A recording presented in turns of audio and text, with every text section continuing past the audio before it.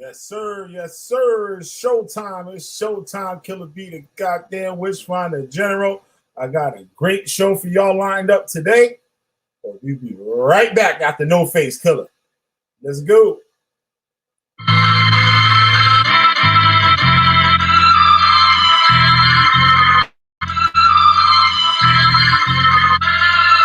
Excuse me, sir. Gotta talk to you for a second. I got a problem that I can't solve with any depressants or therapy sessions. Speaking of therapy sessions, they're getting progressively less effective, and I've been diagnosed with a fetish for depression. Can someone call the paramedics? Because I think a cab is more expensive. Fuck it. I'll just hack my chip implant and forge the credit. It's not like real money anyway. That's what I did for half the shit I have. Oh, well, that explains why Dow Jones fell apart. The stock market collapsed. And this is what happens when transactions are cashless. It's ashes to ashes, that's it. And there goes your tax dollars hard at work. If you feel like you've been in a crash, and you probably were. The NASDAQ has been in an accident. And guess what?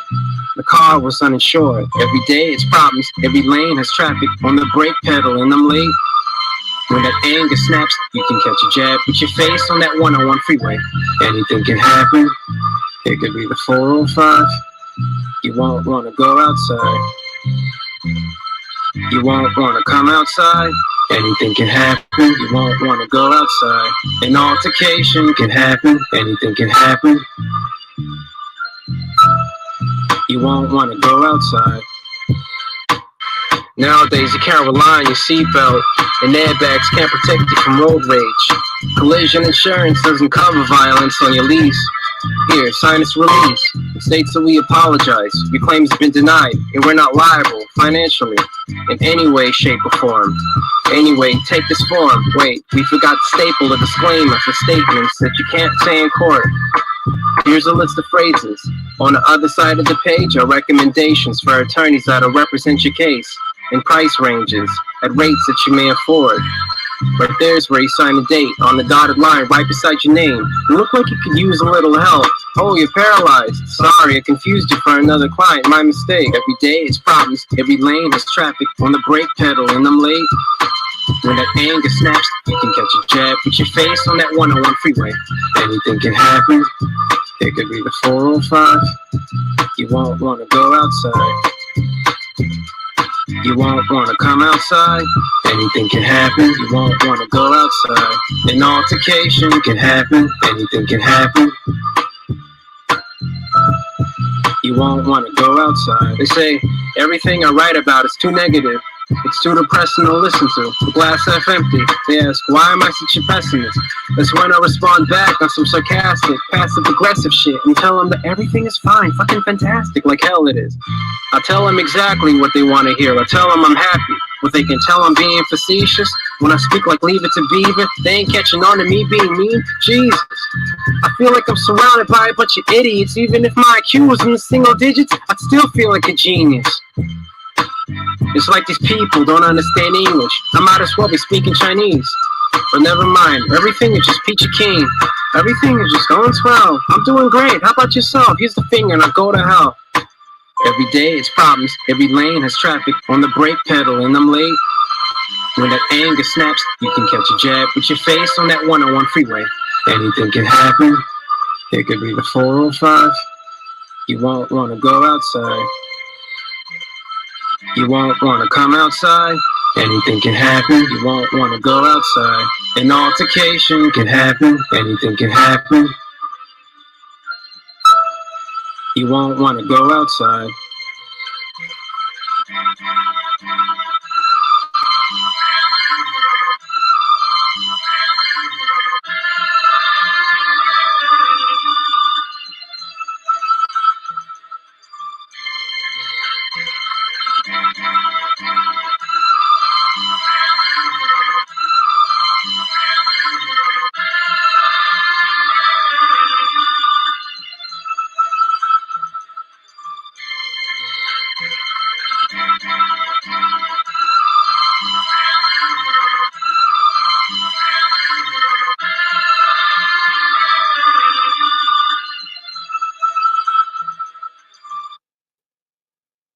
Yeah. Let's get another one and stuff to get some more people. There's another one, Ghostface. No face killer, not Ghostface killer. No face killer.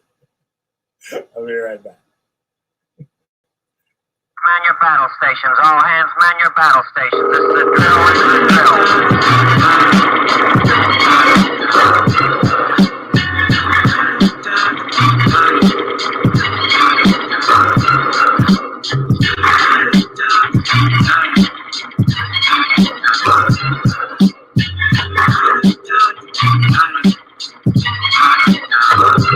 When it's going good, I don't pray to the Lord much. But when shit hits the fan, I fuck my knees and the floor. But I read the magazines in the store. I have $100 on me, but I'm just too cheap to spend $4. You can catch me in warm-ups, the ones I wore at the winter formal, and before that, 4 months. You fucking moron.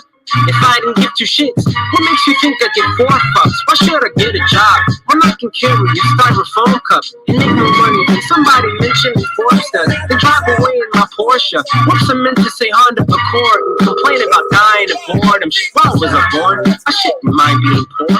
For just a day, let's fly out to Florida. Let's try to ignore the senior citizens working at Walmart, operating the forklift. Fuck it, let's light them in normal. I used to wear my heart on my sleeve until I shot my arm off. Now nobody is harder than me, and you don't want no problems. Wanna bet $1 million? I used to wear my heart on my sleeve until I shot my arm off. Now nobody is harder than me, and you don't want no problems. Wanna bet $1 million? Think of me as your favorite sociopath, and I don't match your textbook description of one that's supposed to be mad. I'm very normal, in fact. You wouldn't notice me standing behind you in line where you shop for groceries at. By the tone of my voice, you wouldn't know that I'm black. You wouldn't know that I'm black just by the way that I hold up a strap. I hold it upright, not to the side. It's not that I mind being black, I just don't like stereotypes. It would be easy if I was, then I wouldn't have to disguise my mannerisms when I want to go out and commit crimes. I don't bitch, whine, and complain about shit. I just make the most of my piece of shit life, cause I don't have time to be wasting on giving 2 shits. I'd rather be taking 2 shits. It's not like anyone's making or taking donations for pay. I used to wear my heart on my sleeve until I shot my arm off. Now nobody is harder than me, and you don't want no problems. Wanna bet $1 million? I used to wear my heart on my sleeve until I shot my arm off. Now nobody is harder than me, and you don't want no problems. Wanna bet $1 million?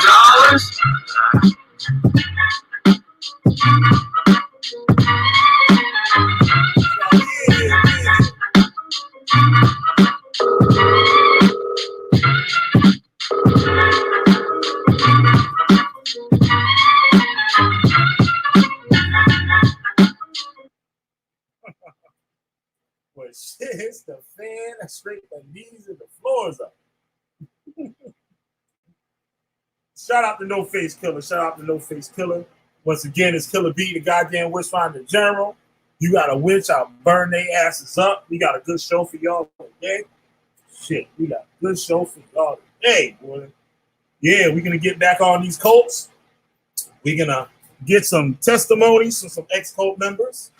We're going to get some words from the experts on these cults. And we can come to a conclusion. And I want y'all to tell me, prove to me that your ass ain't in the cult. Prove to me that your asses ain't in the cult. All right, so I'm going to break some of this shit down to y'all. First, I'm going to get in some. I got some good videos for y'all, too. So we can be doing some commentary and stuff, some reviews of these videos. I got us a book to suggest to y'all after the show. Anybody looking to get out of any cult, don't have to be a Yahweh-based belief cult. Hey, P, what's up? I'm doing good. Glad to see you up in here. Get things rocky. You know it's time to get things rocky when P step in. So, yeah, we can get into this stuff. We get you some information from this group called Cult Education. All right? Damn. No, they ain't that 19, boy. No, they ain't that 19. It's that OG. But anyway, let's get to a look of what a cult actually is and why do people join them, right? So we're going to get to this little, our first. Founded the People's Temple in 1955. For those of you that are young, there's a lot of people that are in this Hebrew Israelite movement that's very young and don't really know anything about cults, what a cult entry is, or any examples of cults. One of the best examples of cults is Jim Jones. I did videos in the past as a reason why I do this, because I don't want another Jonestown to happen when there's hundreds of thousands of people dying over foolishness, just off of some narcissist, sick way of thinking. So we're gonna get into this. Share my screen here. The show on the road.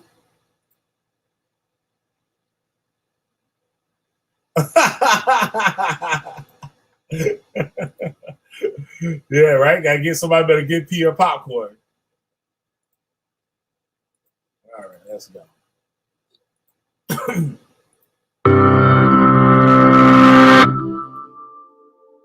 When Reverend Jim Jones founded the People's Temple in 1955, few could have imagined its horrifying end. This progressive religious movement rose in popularity and gained support from some of San Francisco's most prominent politicians. But in 1977, amidst revelations of brainwashing and abuse, Jones moved with several hundred followers to establish the commune of Jonestown. Why did he leave? Why did he get out of Dodge? Let's play that back. Why did he leave? Commune of Jonestown in Guyana to amidst revelations of brainwashing and abuse, Jones moved with several hundred followers to establish the. See, when people caught on to his game, he hauled ass with the members. With the members. Commune of Jonestown in Guyana. Billed as a utopian paradise, the colony was more like a prison camp. And when a congressional delegation arrived to investigate its conditions, Jones executed his final plan. On November 18, 1978. They came out there. The officials, I think the government officials came out there to check on this dude. To check on him. What he up to? 909 men, women, and children. 909, mostly African Americans, moved out of the country into this unfamiliar land, in this unfamiliar place in the land, out in the middle of nowhere, all alone with their cult leader. Now, how many of y'all Hebrew Israelites and Kemetic groups and so-called free-thinking groups and so-called all these black groups y'all see on Facebook? Right? What they always talking about? We need some land, brother. Brother, we need some land so we can have our own and we can get away from Babylon. How many times we heard that? Y'all tell the truth. How many times y'all heard that? Let's go. Let's see that. And a desire for meaning make one susceptible to friendly people offering community. The recruitment process can be subtle, sometimes taking months to establish a relationship. In fact, more than 2/3 of cult members are recruited by a friend, family member, or coworker whose invitations are harder to refuse. Once in the cult, members are subjected to multiple forms of indoctrination. Some play on our natural inclination to mimic social behaviors or follow orders. Other methods may be more intense, using techniques of coercive persuasion involving guilt, shame, and fear. And in many cases, members may willingly submit out of desire to belong and to attain the promised rewards. The cult environment discourages critical thinking, making it hard to voice doubts when everyone around you is modeling absolute faith. The resulting internal Y'all heard that? Come on, let's go. conflict, known as cognitive dissonance, keeps you trapped, as each compromise makes One of no face killer's favorite word. it more painful to admit you've been deceived. And though most cults don't lead members What that leads to? You're a bitch. You're gay. That's what that shit leads to. to their death, they can still be harmful. By By denying basic freedoms of thought, speech, and association, cults stunt their members' psychological and emotional. Right? Thank you. Thank you. Is this really in the Bible? I don't really understand this scripture. It seems like it's saying something else. You got a demon on you, brother. You got a demon on you. You need to fast and get that demon off. So what happened? Y'all ain't paying no attention. Y'all not paying attention. Look. Don't lead members to their death. Look at that face. Look at that face. Y'all seen that face before? Y'all seen this face before? They can still be harmful. By denying basic freedoms of thought, speech, and association, cults stunt their members' psychological and emotional growth. A particular problem for children who are deprived of normal developmental activities and milestones. Nevertheless, not being allowed at certain functions in school. You got to dress all weird and shit to school. Wearing fucking, look like you wearing a goddamn hula skirt and shit. Your parents make you wear the damn fringes. You got a hula skirt on. Wearing these little goofy hats. Many cult members eventually find a way out, whether through their own realizations, the help of family and friends, or when the cult falls apart due to external pressure or scandals. Many cults may be hard to identify, and for some, their beliefs, no matter how strange, are protected under religious freedom. But when their practices involve harassment, threats, illegal activities, or abuse, the law can intervene. Thank you. When y'all want to talk about freedom of speech and all this shit, but that's not freedom of speech. That's harassment. It's unlawful. And y'all know what I'm talking about. Y'all see it yourselves. The free labor. Brother, everybody's here is doing this for the truth. To push the truth. To push the truth. You're the only one getting paid here, brother. Want you to do shit for free. We can get all into this today. Come on. Believing in something should not come at the cost of your family and friends. And if someone tells you to sacrifice your relationships or morality for the greater good, they're most likely exploiting you for their own.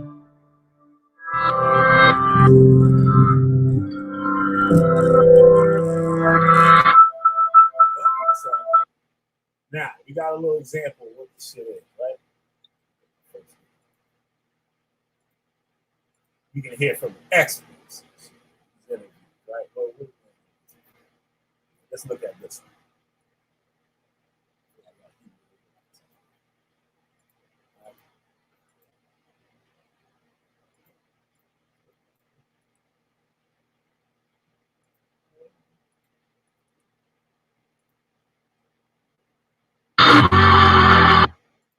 Welcome to investigation violations after boys with bigamy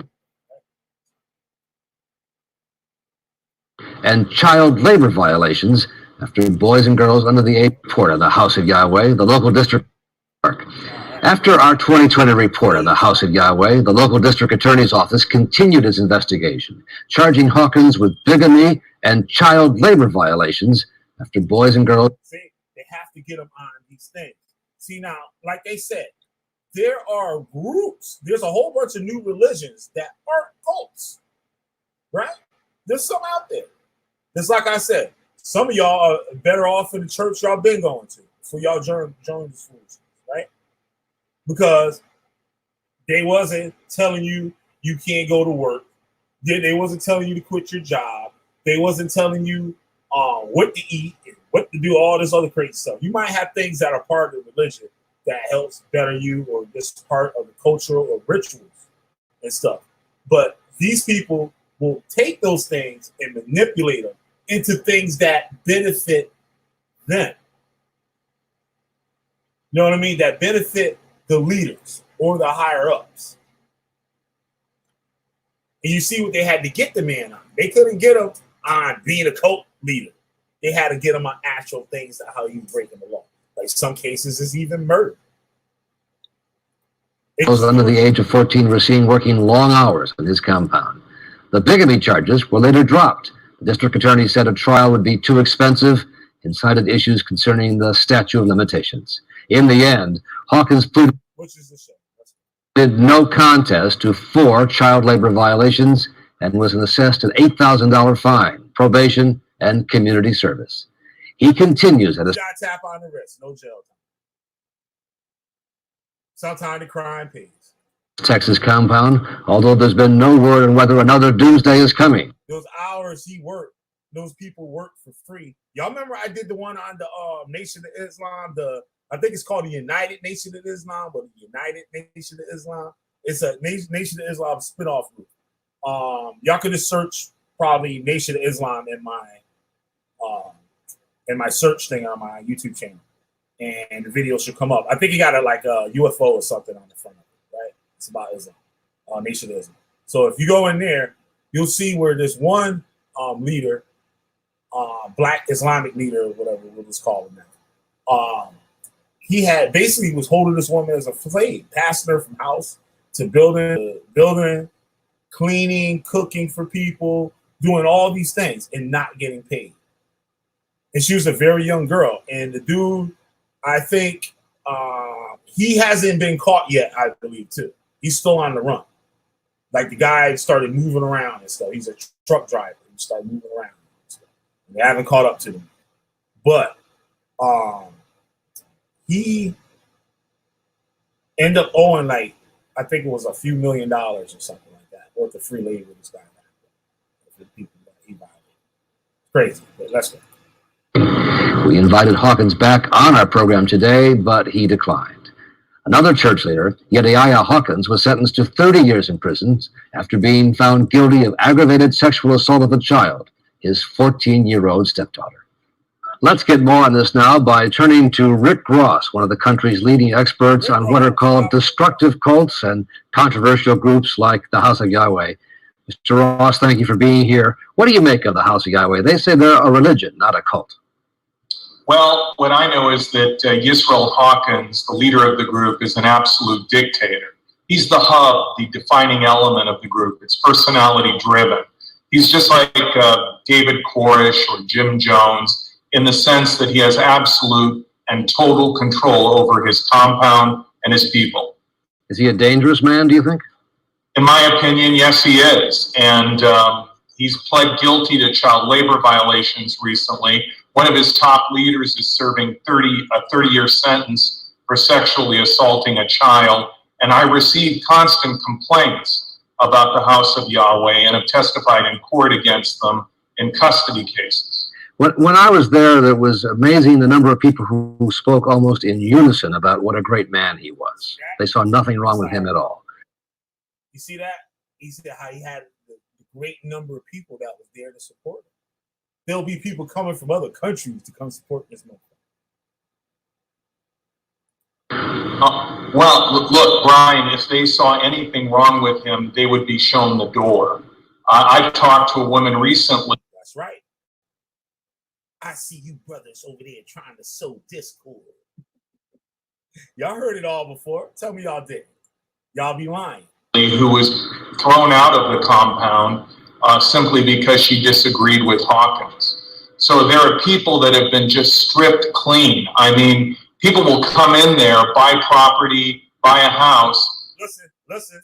Come in there, buy property, buy a house. And if they leave, Hawkins will try to coerce them to sign off their property before they leave the area. He's a multimillionaire, and he's made his money off of that group. And has his position now been enhanced by the fact that he survived these legal struggles? He's out? Yeah, definitely. I think the county basically caved in the sense that they felt that with the change of venue that had been ordered by the judge. This Texas compound. This is his place. Look, see all these campers, all these RVs?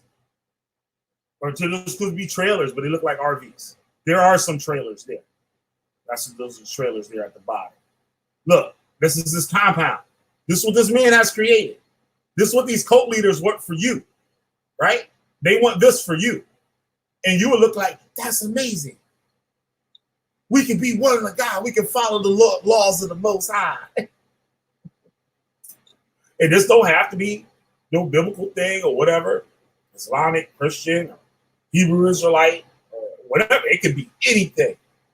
It could be the God of bacon cheeseburger. You know what I mean? Whatever it is, people follow. They're gonna push this utopia. This is what they're gonna push to you. They're gonna push this utopia to you. No video. Oh, my bad. All right. As you can see here, where I left off, right? This is what your cult leader wants for you. This is what he wants for you. This is what he wants. That utopia. You see all those trailers and RVs? Look, it looked like they got a greenhouse here behind the main building. You'll build all of this. You would clear all of this land. Not him. You will clear all of this land, make your little roads in there and stuff. You will all do that with free labor. Free labor. Right? Some of you won't care. Like, you know what I mean? There'll be all types of people here. Businessmen. There'll be truck drivers. There'll be farmers. There'll be doctors, lawyers, all different types of people who fall into all of this. And you'll have it all here, right? But guess what?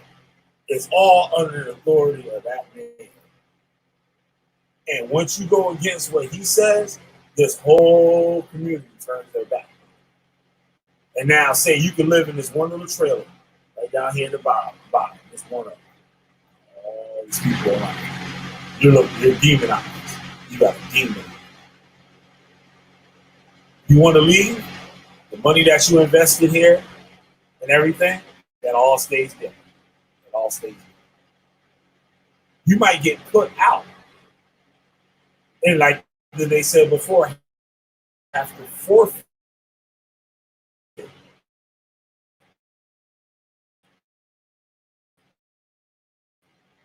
your property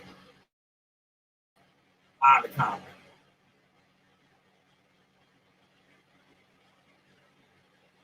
Who's the deed for this land and shit?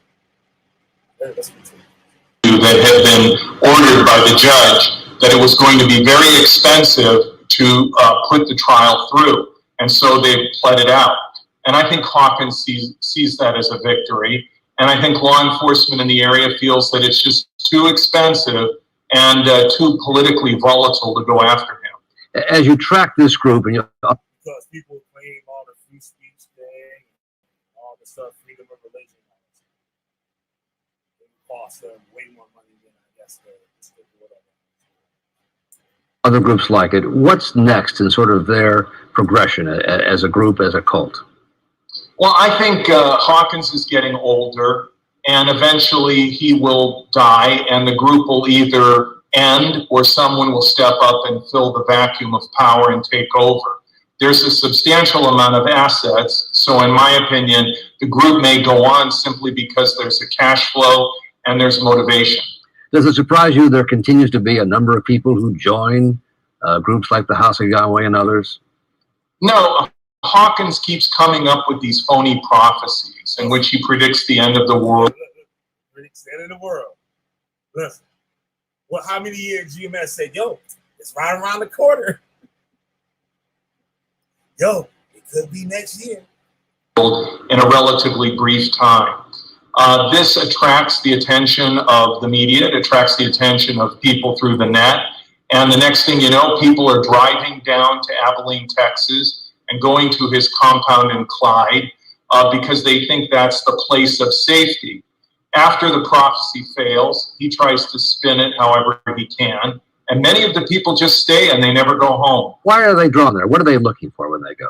What's your impression? I think when they go down there, they're looking for a sense of fulfillment, a group that claims that it has the answers. And once they get there and they become caught within that milieu, that environment, he can then control everything around them. And in my opinion, at that point, he begins to brainwash them. And they no longer can think critically for themselves or independently. And they, my elder says, the Honorable Elijah Muhammad says,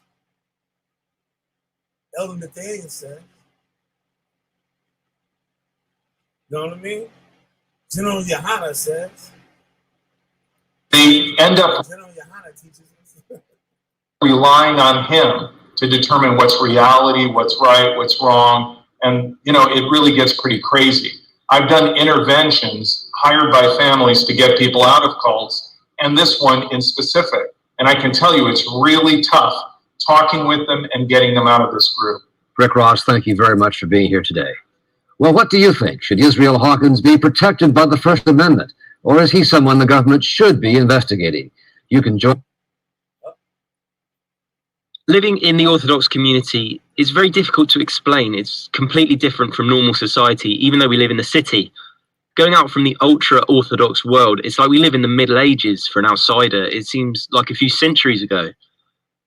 That's why they're able to function and go on, even though they live in a modern city, because they live very secluded lives and they don't teach their children English, maths, history, geography, or art, or about other cultures, races, or religions. So there is a huge gap between these two worlds. And for me, living in this world, it just seemed impossible anymore.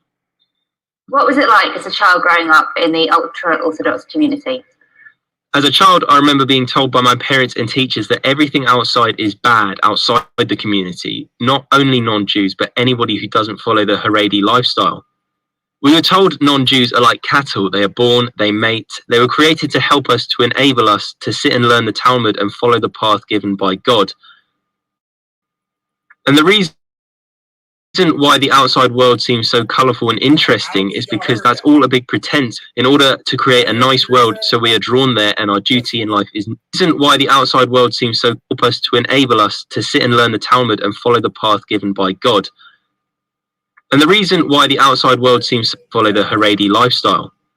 We were told non-Jews are like cattle. They are born, they mate. They were created to help us to Non-Jews are like cattle. Like cattle. Y'all not paying attention. enable us to sit and learn the Talmud and follow the path given by God. And the reason why the outside world seems so colorful and interesting is because that's all a big pretense in order to create a nice world, so we are drawn there, and our duty in life is not to fall into this trap. See? To ignore everything else you see. Oh, if this is good, no, we should stay away from that. That's just the influences to do evil. It's a trick. Oh, somebody's offering you a job making $100,000 a year. Don't take it. Next, they're gonna want to have sex with you. They're gonna say all this fucking crazy shit. Because if you take that $100,000 job, your attention is gonna be off them. It's gonna be off of them. They need you like vulnerable. Like, know what I mean? They need you in the lowest state so they can have total control. Well, the best thing around you is them.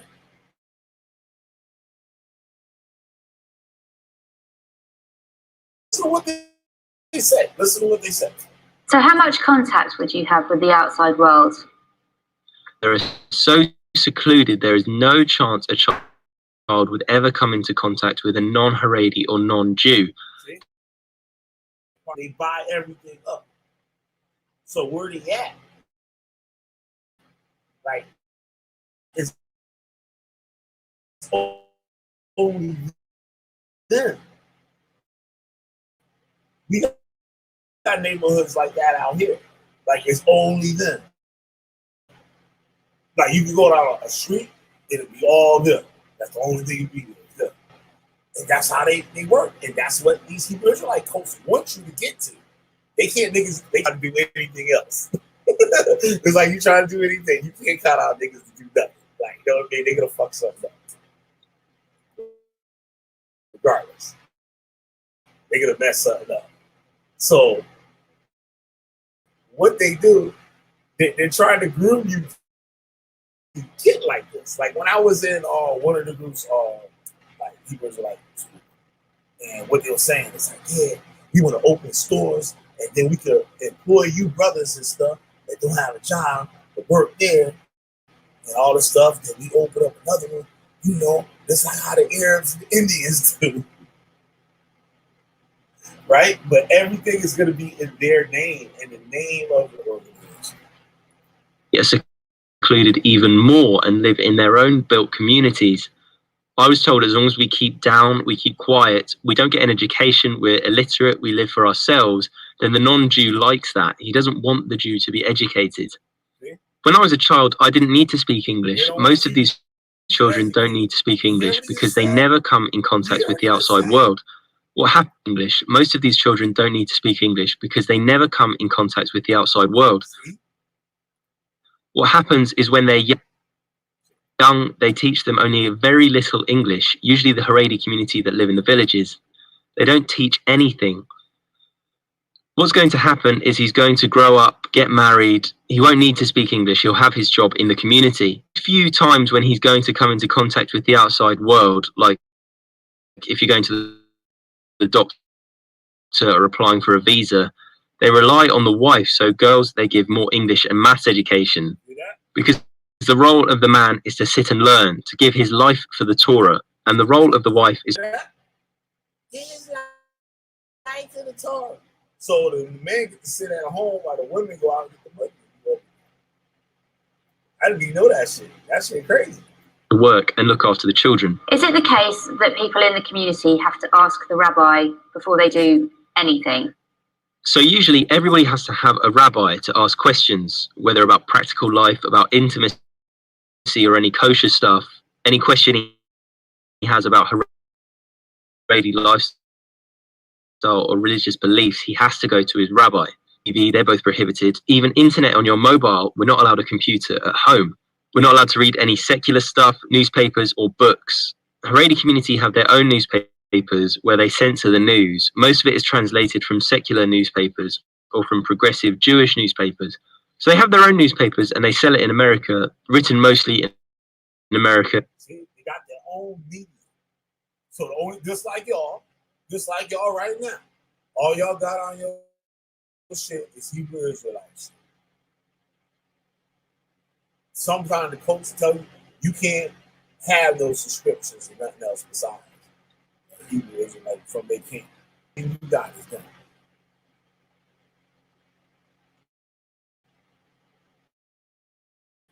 Just like Nate's camp and shit. All the motherfucking everything they got is purple. Everything they got is purple. It's all about that. It's like your favorite football team. You won't, if you like the Raiders and shit, you won't get no other color except black and silver. Everything you got, you ran In Israel. Information I read was mostly news media on their phones. It's all their shit.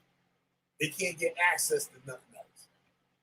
I guess the rabbis hook their phones up. They got a motherfucker that do all the computer shit and set your phone. We hook your phone. We give you your phone. But listen what he says. about America. I know better about American politics than UK. I didn't even know who Boris Johnson was.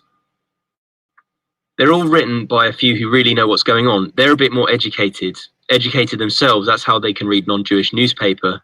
They keep it going by feeding the youth misinformation. So you told me that people who have phones and computers, that their usage is controlled. How does that work? So they came up with this idea. They had a big community meeting. They set up an organization of a few technical people that call themselves TAG. Everyone was told, firstly, no one is allowed to have a computer. If you need one for work, you have to ask permission of the rabbi. If his rabbi can see there is a reason why he should have a computer and internet, it has to be only in the office and has to be monitored. So tag in where he's not going to be able to search any websites that could harm his belief in religion or Haredi community. So any social networking websites or Wikipedia or sites that can make him question are all blocked by this agency. They're also able to monitor, to go into your computer from their office and to see exactly where you've gone. If they find you're doing something, they call you to the rabbi. They tell you they know what you're doing. If you don't stop this, we'll throw your kids out of school. And that is one of the worst punishments. What? The problem is you're going to be like, if they find you're doing something, they call you to the rabbi. They tell you they know what you're doing. If you don't stop this, we'll throw your kids out of school. And that is one of the worst punishments. Because you go to their school. You go to their school. You go to their school. The problem is you're going to be like an outcast in the community. What happens on the day that you left? I decided to myself, if I'm not happy anyway in my marriage and I've lost my faith in this lifestyle, why should I be a part of it? I felt as if I'm actually helping this community. By not leaving, I'm a part of this. That's the only way they're going to be able to function, by getting people married off so young and having children. I thought to myself, I don't care anymore. It may be that I won't succeed in life. It may be that I will, but it's something that I don't know. But what I do know is if I stay, I definitely won't be happy. Not in practical life and not in my head. So talk us through the day that you left. When I left, I made a big noise. You told everyone you were going. I posted stuff on the internet. I told people I'm leaving. I knew it would create a lot of heat, but I thought maybe there are other boys, young boys. Wrong, I saw myself as a 14 to 15-year-old boy wanting to leave, but not being able to because of the communal pressures. Were you allowed just to go? Yes, of course. As soon as close relatives thought I was going to leave or suspected it, they started sending rabbis and activists to try to talk to me, promising, we'll give you a house, we'll give you money, we'll give you friends. They make me comfortable, just don't leave. But I decided that won't make me happy. Money is not going to make me happy. What will make me happy is my own choices in life to live as I want to. I said to them, I know what these promises are. These are to make me feel guilty, to make me feel like I owe you my life. The first day when I left, I slept in my car. I didn't know where they offer everything to come back. to go. Then I had a friend who found me a place to stay for a little bit, and I lived on benefits for a while. Do you think regular people in London have any idea about the community? I didn't think he could even show his face. I feel him. I feel him and shit. Or that all of this is going on? I think a lot of people know, certainly enough people to change this and to help make it easier for youths who are not happy in the community to leave. There are definitely enough people who can really make a change, but they don't really care because it doesn't affect their lives. It only affects the lives of the children in this Haredi community. And I think the government knows also these children don't have any education. There is evidence, clear evidence of correspondence between government and parents of these schools where there is clear evidence they don't give an education. But the government doesn't seem to be interested because people make their own choices. But the question is it right for the parents to have the choice to deny their children an education? I don't think it's right. Have you got contact with your family now that you've left? No, my family, they stopped calling. They don't want to talk to me. For one, they're afraid that by talking to me, they're supporting my choice. They don't want to do that. And secondly, they want to show there are consequences and repercussions. If you leave, you lose your... The code not allowing him to talk to his parents, or the parents not allowed to talk to them because of the code. That's crazy. I never knew that shit was like that. I thought these niggas just like regular people, motherfuckers go to work and shit like that. Nah, these niggas. I never knew that shit. But it's not all the Jewish people like it. You know what I mean? It's just a certain sect. They call them ultra Orthodox. Yo, that's crazy. Family, they want to discourage others from doing it. And thirdly, they're afraid that they'll be influenced by me. Do you think it will always be like that? Can you see yourself reuniting with your family in a few years' time, maybe? I think the more people who leave, the more families will change their attitudes. It will become a normal thing that young people leave. Then families will have to start talking about it. It kind of creates that, oh, okay, it's a normal thing. Maybe we should keep contact with him so it makes it easier for him to come back. All they said when I left was, don't worry, in a few months you'll come back to us. No one will help you. You will end up in prison, on the streets. Your friends won't be your real friends. We're the only ones that help each other. The only person in my family who still speaks to me is my father, and I respect him for that. The reason he talks to me is to leave the door open for me in case I want to go back one day. Would you ever go back? No, never. Why did you want to tell your story today? Because I feel and I know there are a lot of other boys in the same situation, in their teenage years, who have so much potential to do. Some of you Hebrew Israelites that got kids, this is what your kids is thinking, and you better not whip them. You better not whip them. That's go to jail. Do better in life and get an education. I don't know if it will happen, but I hope the message will go out for them to see that life is not exactly as they're being told. Life is so different, and so many things they're being told are not true about non-Jews. And even if they want to stay Jewish, there are so many different ways of practicing Judaism, and the Haredi way is definitely not the right way. because they take away the basic choices of people about whom to marry, what to eat, with whom to interact, and what kind of education they can have. The second thing I want to achieve, one of the main reasons that So them niggas is like pretty dumb. Like they dumb as hell. Hey. Know what I mean? They can't tell you nothing and stuff about a bunch of Torah stuff. That's crazy, yo. enabled me to leave is that when I was young, I got more exposed to the outside world, and there were non-Haredi people who were good to me. They were normal. That switched a button. Hey, it's not true what I was told. There are normal people out there, and maybe I should also live my life like that. Smart man. Smart man. Smart man. See? I think I be bullshitting. I think I be bullshitting. All right, let's go to this last one right here. Y'all probably heard about this. For all y'all Torah nights. This is for all Torah nights.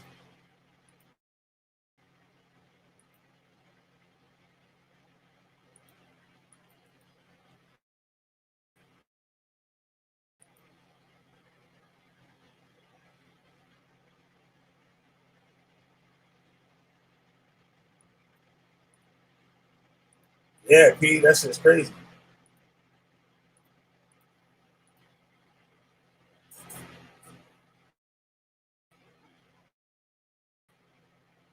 Yeah, he's in London. Well, New York, this is The Kabbalah Center is a tax-exempted religious organization based in the United States that was founded by Philip and Karen Berg in 1971. Philip Berg is now deceased, and the organization is run by his widow, Karen Berg, and one of his sons, Michael Berg. Most notably, the Kabbalah Center has riveted public attention because celebrities are involved. That is Madonna, Donna Karan, Ashton Kutcher, Demi Moore.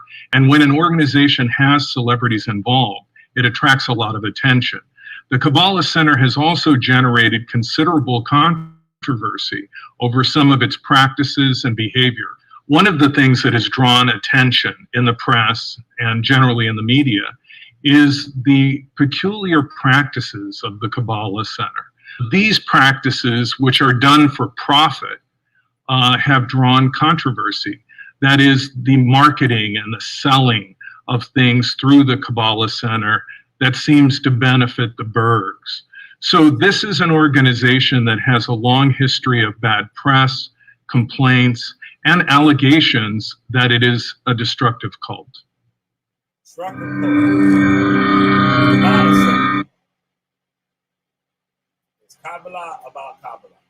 The organized Jewish community has never really acknowledged the Kabbalah Center or the Bergs as being authoritative or credible, either as a Jewish organization included in Jewish federations and recognized by synagogue associations, nor have Kabbalistic scholars recognized writings or subsequent publications by the Kabbalah Center as being relevant and credible community. See that? So this Kabbalah Center thing is separate from this Kabbalah, the people that really practice credible, I guess we should talk about it. This Kabbalah Center is in no way affiliated or associated or connected to any of those actual Jewish communities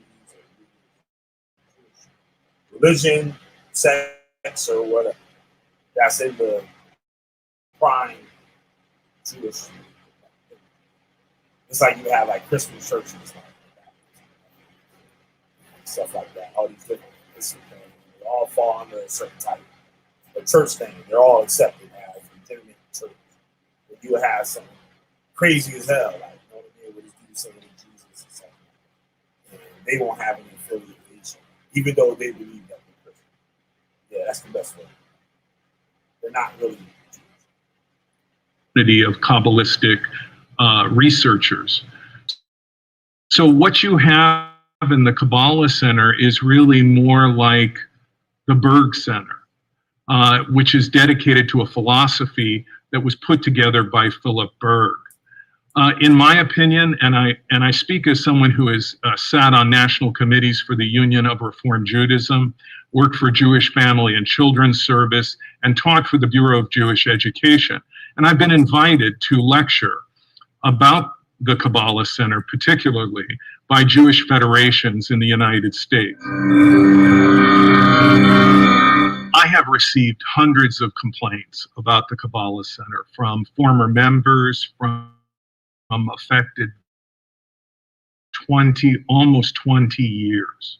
I launched the website database now known as the Cult Education Institute in 1996, and the complaints began flowing almost immediately.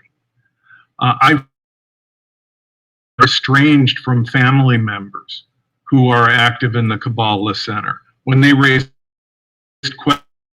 questions about a loved one's involvement, they became estranged. Communication was cut off.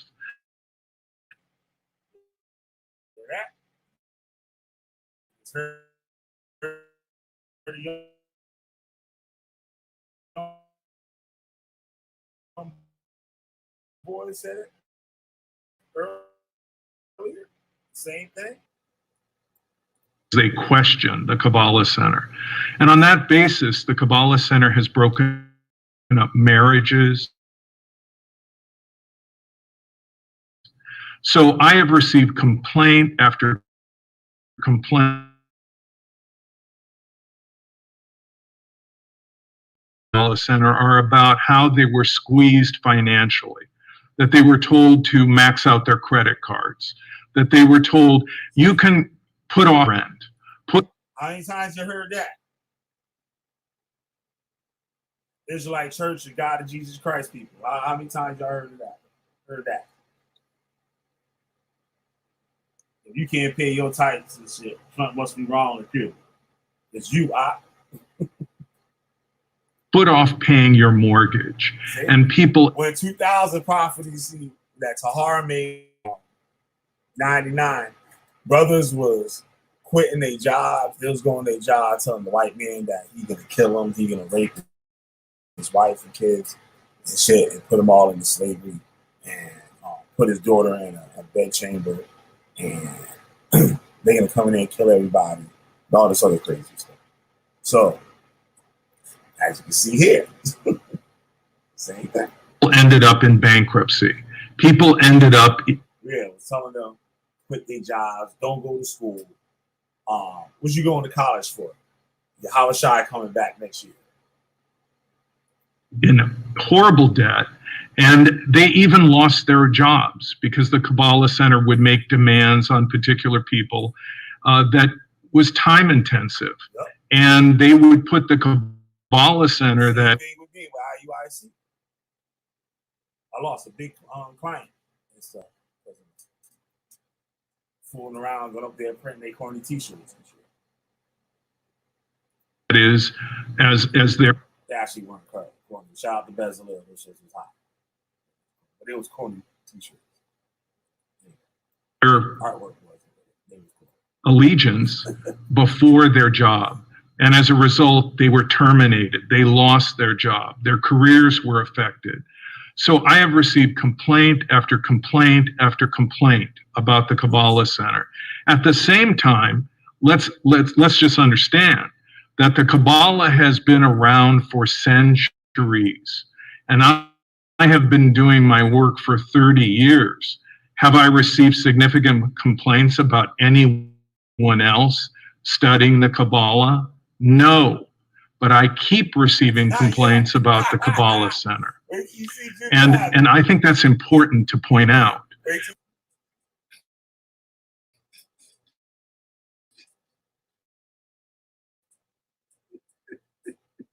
Not yet, nigga.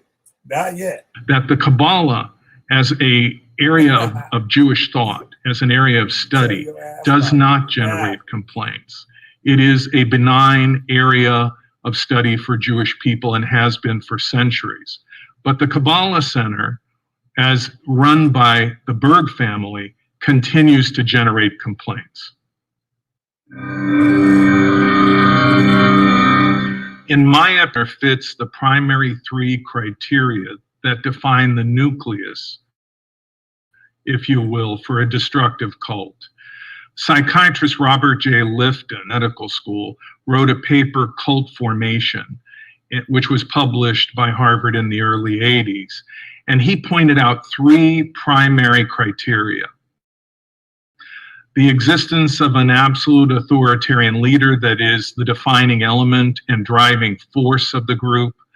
Second, that the group uses a process of thought reform to gain undue influence over people through psychological are exploited by the group. And this varies by degree from group to group.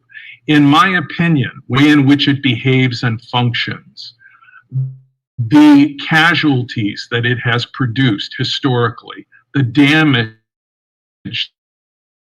that it is done to families and individuals, you're looking of almost divinity that that the Bergs are viewed in, that people in the Kabbalah Center feel that they cannot disagree that they are told by the Bergs.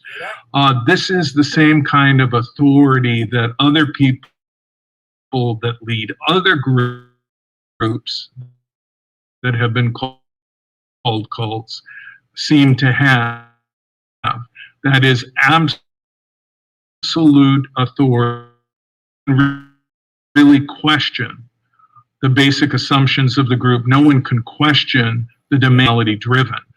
That kind of reverence, that kind of awe in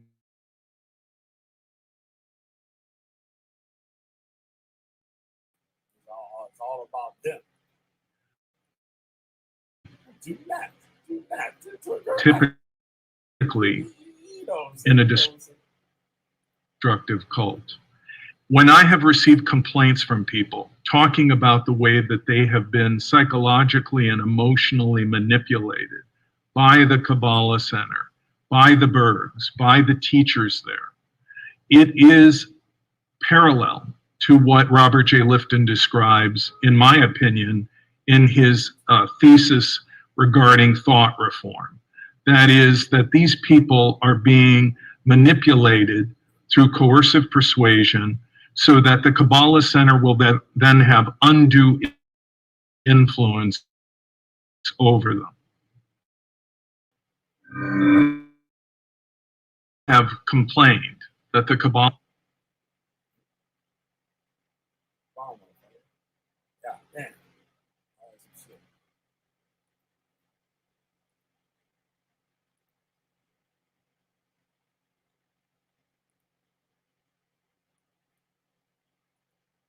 Center is engaged in brainwashing.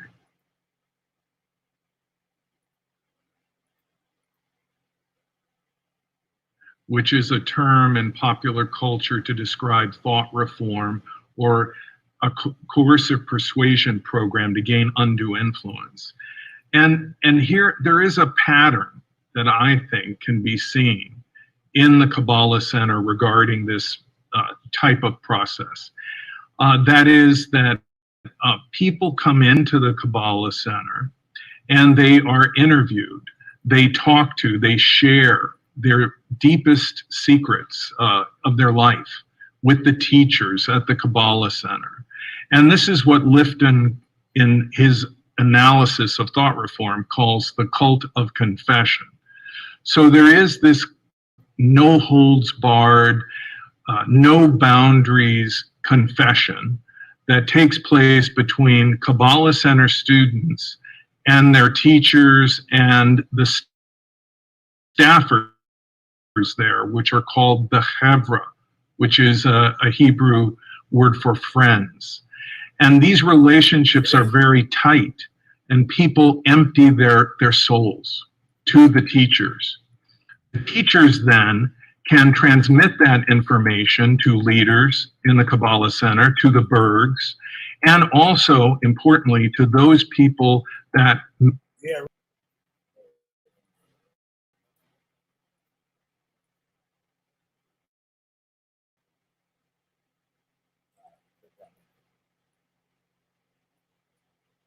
make astrological charts. That information informs the astrological chart, that Kabbalah Center to the student, and that becomes compelling evidence of the mystical quality of the Kabbalah Center. That is, that they have supernatural power, that they... Where you heard that from? Where you heard that from, y'all? Fortnite. Where y'all heard that from?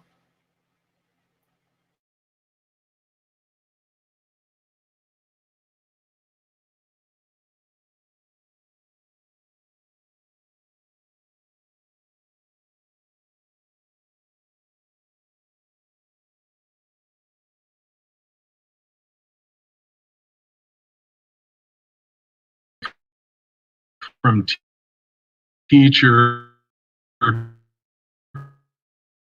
to chart maker to leaders, and they're actually being caught in the middle. True power.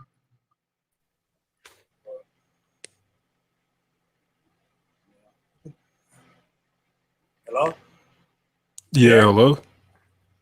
Mike's on me. Yeah, what's up, bro? Hey, how's it going? Not bad, not bad. Yeah, so you wanted to call in? What you got to say? Hold on, I'm trying to see if I can increase the volume. You hear me? You're on the air.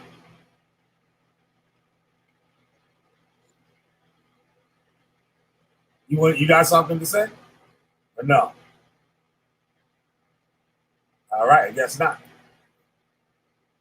Yes, not. From God that the Kabbalah Center seems to possess. And then the Kabbalah Center uses those charts and this process as a leverage point to get that member to do things, to get them to donate more money, to get them to leave someone in a relationship who has critical questions about the Kabbalah Center, to no longer have communication with family that may have questions about the Kabbalah Center. But to the mind of the student, what they're dealing with has this spiritual quality, this authority that it seems to come from God. It seems to come from a higher power. And so in the mind of the student, they're not able to separate out the teachers and the staffers of the organization from God, the Zohar, the higher power. Instead, that line of division becomes blurred. And so in their mind, when they agree and follow the directives of Evra or the friends, the staffers at the Kabbalah Center and of the Bergs, they are not obedient to people. They are obedient to God, to the light, to their spiritual enlightenment. And this process is brought about through confession and through manipulation. Lifton calls this the cult of confession, and he would call this type of manipulation mystical manipulation in his 8 criteria to determine whether or not a group is using a thought reform program. And it's... If you don't come back to me, you might as well kill yourself. Jump, remember? He said you're going to put a, what was it called?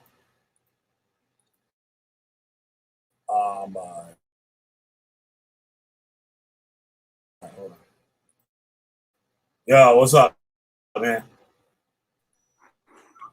Hello? Hello? You got something to say? Yeah, can you hear me okay? All right, that's not. Yeah. What's up? Yeah, I hear you fine. Hey, what's happening? All right, what you got? What was that? Yeah, I seen the title of the video. I actually was on a phone conversation, but I didn't want to miss this because I was curious as to what the topic was, and I heard you talking specifically about like religions and like the cults surrounding them, but I was just wondering where Yahweh came into the picture.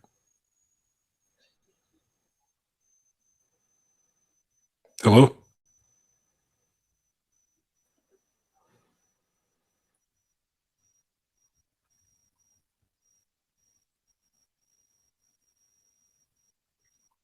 Can you hear me? Hello? Okay, I hear you. I hear you now. I'm sorry. Can you repeat that? Yeah, so I had seen the title of the stream and I caught a little bit of it where you were talking about different facets of cults and kind of how they like groom their members and stuff. But I seen the title and the title was talking about Yahweh, and I was wondering if there was like a specific like aspect of that you that was like the purpose for the video. Yeah. Most of the examples that I showed in the video dealt with cults and stuff that was biblically or Torah based. But Yahweh, like the whole Yahweh belief system, Yah is their God, right? Like Hebrew Israelites, I talked about the kid that was in the Orthodox Jewish community. The guy that went on trial, had to pay the fine and all that stuff. That had the big commune. That was more like a Hebrew Israelite type of thing, but with, I guess, white people or different nationalities and stuff. You know. I'm talking about now the Kabbalah Center, which is a Jewish mysticism. So okay, they all. So is I'm sorry, I didn't mean to cut you off. No, go ahead. Yeah, I was just wondering because I know I know that there are specific that there are like a multitude of cults, right? Like there's the Jim Jones cult, and I know they're all centered around different types of theologies, and you got like Heaven's Gate and stuff like that. But I was wondering if there was something that was unique about cults that are centered around like beliefs tied to Judaism or Yahweh specifically. Like I thought I was trying to figure out if there was like another layer to that, like just based on the title of the video. So basically, you say, am I referring to all religious beliefs as cults that are like Judaism based or Abrahamic faith based, like that? Or yeah, well, I was just wondering what the point of making the distinction of saying that they are Yahweh cults. Like, is there some significance to that? And part of the error is on me because I didn't get to see the entirety of the video, and I hate to be that person who does that because I should just in reality go back and watch the video.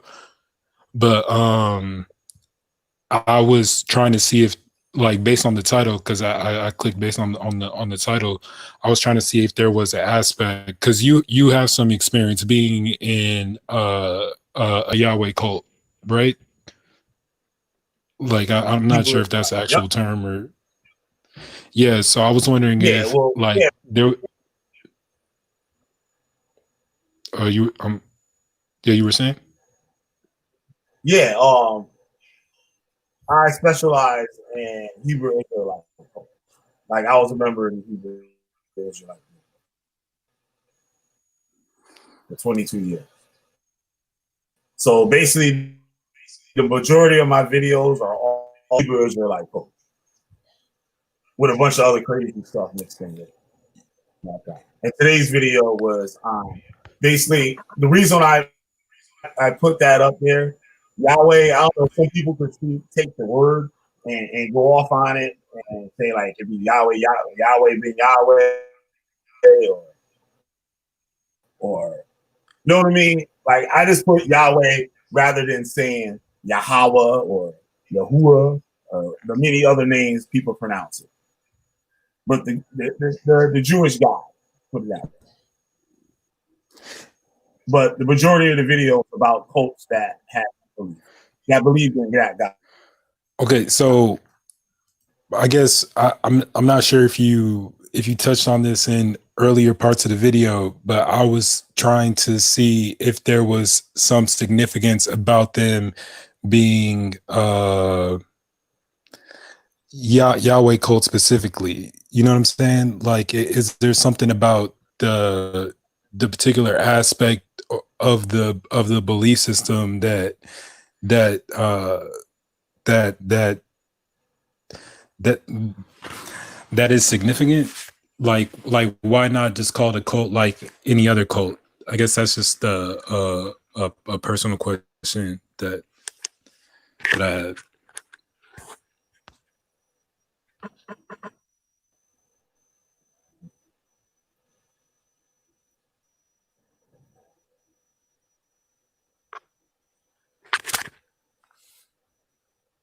Give me 1 second.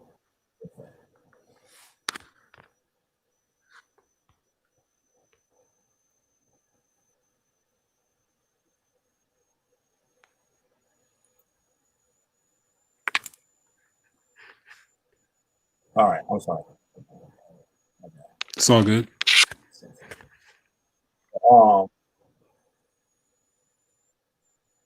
So like why should I have put leaving Yahweh belief based cults, right? Yeah. As opposed to just saying cults in general. Like I was wondering what the cause for the specificity was. That's what Is it Yahweh belief cults. That's what it's about. I don't know how much of the video you saw before, but that was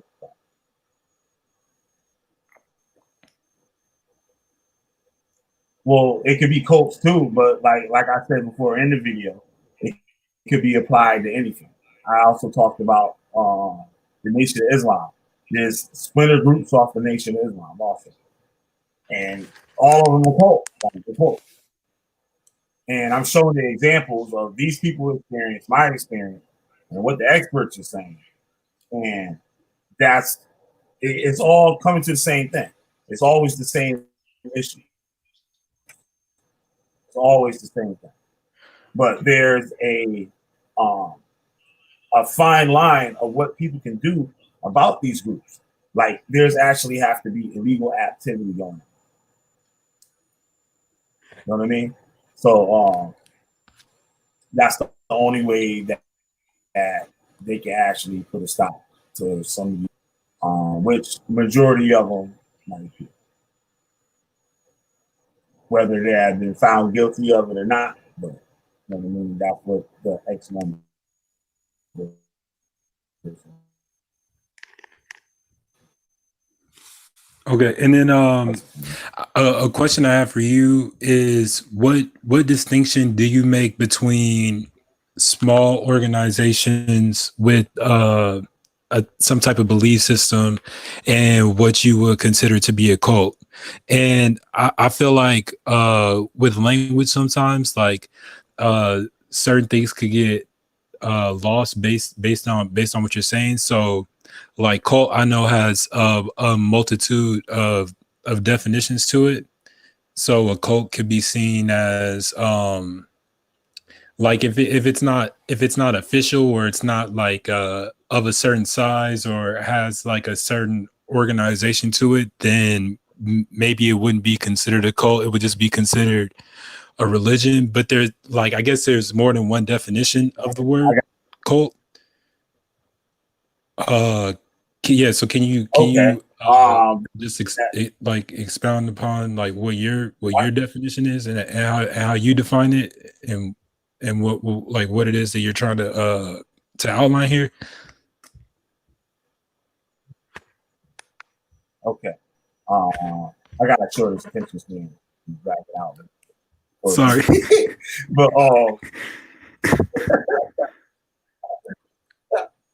right. So I'm like a goldfish and shit. So there is no like guideline basically as far as like size. That's something that can be considered a cult. They could be like very large groups. They could be just groups that no bigger than like someone can fit in their home or apartment.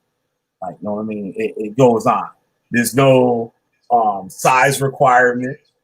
You know what I mean? It can happen in a group of 10. It can happen in a group of 1,000,000. Same thing. But they all fall. The reason I say that is because like Christianity, if you look at the history of Christianity, it started off as like small groups and like underground meetings, and the Christianity that we know today is it's in concert with the government. Like nobody would consider you to be in a cult if you were a Christian, but a long time ago, that might be something that was different. Like you might have been considered to be in a cult if you had certain practices. So yeah, let me say this. Hold on. I'm sorry to cut you off. So, like you're saying, how the Christianity started and stuff, right? Why can't I consider that to be a cult? Well, in actuality, it could be, right? But where I would see all religions are basically a cult, or like a not a cult, but it's an organization, because religions aren't like really based off of reality. It's based off of myth. You know what I mean? So somebody's coming up with this shit, but whoever came up with it or is coming up with new shit or whatever, these people can.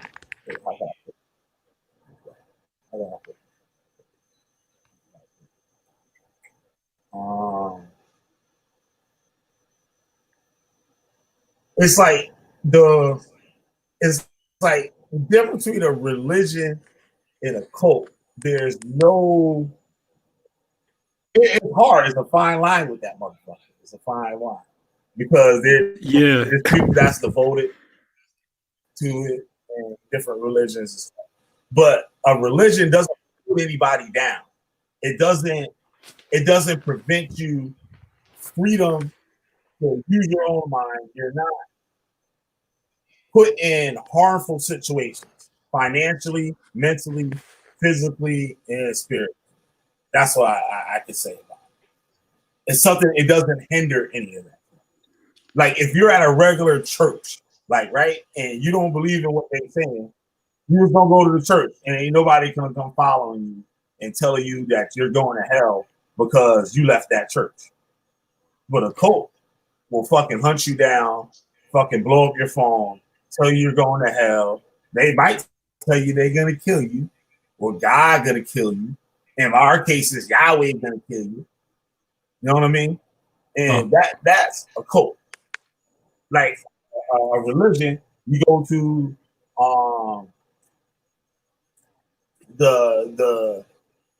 go to Christian. I said the Christian church again, right? Go to the Christian church, and you didn't pay your tithes last week. There ain't nobody chasing your ass down about them tithes. You know what I mean? There ain't nobody breathing down your neck. "Oh, you missed last week's tights, brother." There's nobody knocking on your door looking to collect. Or if you didn't pay, the whole congregation ain't gonna know that you didn't pay your tights or made a donation or whatever. It's not gonna become the talk of the organization. Where a cult, it would. So that's what I would say. Say like, all right, I don't believe the Bible is literal. Like a lot of those things didn't happen.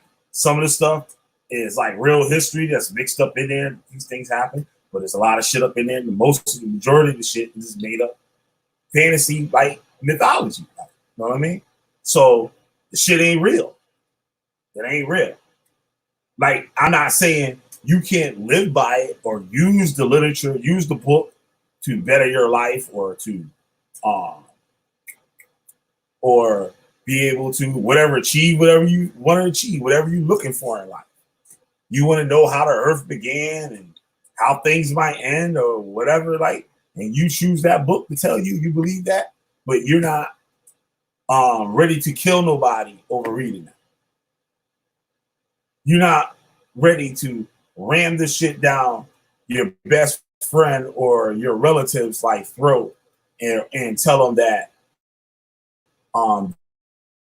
they're gonna kill them when this mythological god comes flying through the clouds and shit. That's would be what you think the cult. Can I interject for a sec? So people go ahead. People who people will do that anyway, like outside of a cult. Like I'm sorry, what did you say? I said make them fast because I got a short attention span. Go ahead. Okay, got you. Yeah, people do that outside of a cult. Anyway, like they'll tell people like under the guise of religion, like they'll tell people, you know, if you don't do this, then this is gonna happen. But I understand the distinction you made, like with like different tactics and stuff that like certain groups do and how they try to use that to I guess control their members. But yeah, I was just trying to really get to the root of what it was that's wrong about it, because to me I see like somewhat of a gray area, like just in terms of there's like a multitude of like different belief systems out there, and some of them are more organized than others, and they influence people's lives and decisions and stuff, and you know tell people to live a particular type of way. But yeah, I just wanted to add that in there. Yeah, I thank you for calling in. But yeah, it's like you can even see this in normal everyday life. It don't even have to be a cult. It can just be a group of kids out of school. You can see all this stuff play out. You see it play out in games. It's all the same thing. The same thing that go on in a gang is the same thing that go on in a cult. Word for word. The same technique, exactly. Same punishment. There's Hebrew Israelite groups out here, people that don't obey the laws of the Bible or the laws of the cult leader. They get put in a circle and get beat up. There's Hebrew Israelite groups right now that's doing that. That's almost like getting jumped in, right? Yeah, it's an what do you call it? Getting jumped in. What I was saying, yeah, when there's a lot of groups like you know those self-help groups that wait, you still there? See your mic's muted. Yeah, I'm here. I was just trying to figure out the audio. Okay. Like you see this in self-motivation groups too. You see it in like the dude that did The Secret. You ever see that YouTube video, The Secret? Yeah, I've seen it. That dude, I think this is the guy. I'm pretty positive. I'm like 95% sure, right? He led a trek where he had all these white folk, right? Walked through the goddamn desert, right, for miles. And when they got to this, they had a big tent. It was like some kind of Native American sweating tent where they just got mad, like stuff burning and it's hot as a mug. You go in there and like you sweat and you supposed to sweat away all your, like, I guess your negative stuff out your body, right? He had these white folks walk through this damn desert and go up in there, and I think like 3 of them damn people died. He went to prison for it. He went to prison. And he's out and he want to start back up again. Like, Wait, he wants to start marches through the desert again? Yeah, he wants to start this whole little thing he had going on and start it back up. Like the shit never happened. Yup. You niggas is crazy. That's wild. Yo, they crazy, yo. They crazy. And it goes from the smallest level. Like, I've seen like cults develop. Like, I've been around to see them develop. Like how they turn from this to that to this. Yo, it's crazy, yo. It's amazing. So do you think that they have any type of redeeming aspect to them at all, or you think it's just bad all the way around, or do you think it starts off as something good and then it is transformed into something that ultimately ends up being bad, or no? Because they all doing the same thing. For one, I think this is my opinion. Like, I don't got no experts like I can lean on this, prove this, right? But from what I think, it starts with the personality of the person to begin with, right? And then it's like the intentions. But the things that they're doing, it seems like everybody's reading the same book. They got the same handbook. Instructions how to start a cult. Because it's like word for word the things that they do. So I think first it starts with that individual, his mind. And then most of them are all narcissists. Like, they're all narcissists. And they don't. So you think it has something to do with like the psychology of the people who proliferate these type of structures? Yeah. A lot of people leave because of ranking and stuff. They might, like, you know what I mean, overstep their bounds and trying to do certain things or whatever, and they leave. Like, they got a scripture. Like, a narcissist can join the Hebrew Israelite group, right? And then try to challenge the leader. But while he's in there, he learns everything. And he's one of the most talkative people in the group or whatever, right? And then he come up on the scripture. Yo, I don't think the Native Americans is Israelites. When the shit was made up in the first goddamn place, the shit was made up, right? And now that starts a rift. Now everybody in there turns against him, including the heads, right? You got a demon on you. You need to fast. You need to do this. They give you counsel where they just break you down. But first of all, your raggedy behind came up in here. You ain't had nothing. And all this stuff, like, you know what I mean? They just insult you. And then you take your licks, and then they might demote you and shit. You take you down the rank, belittle you and stuff like that. Rank you might make you go all the way down to the bottom. You could be a captain. They might put you all the way down to a soldier. And you might feel some type of way about that shit. And now you know you could get them with that scripture. And now you got other people that looked up to you because you was a captain. And they might, yo, God, so might be right. And that's how he break off and start his own group. You know what I mean? He had 2 narcissists. Like, you can't have 2 people wanting the power. and they break off, and you start the next group. Then the next dark. So same bullshit. There's like there's like splinter groups that. Yeah, they broke off but broke off in so many branches. It's not funny. My thing that I'm wondering about is like, isn't all religion kind of like that though? Yeah, because like even like Christianity has different sects and like there's different flavors and like I don't know. I'm thinking about like Martin Luther, like when he went up and nailed all that stuff to the church door or whatever, and he was talking about the church and how like I guess all the different doctrine how you say that word is it doctrinal, like different variations of different variations of doctrines and stuff. Like I'm just trying to make like it seems kind of like the same thing a little bit. Yeah. I'm just for this show. I'm just trying to be like civil. Like you trying to get it out of me, but I'm really trying to be civil.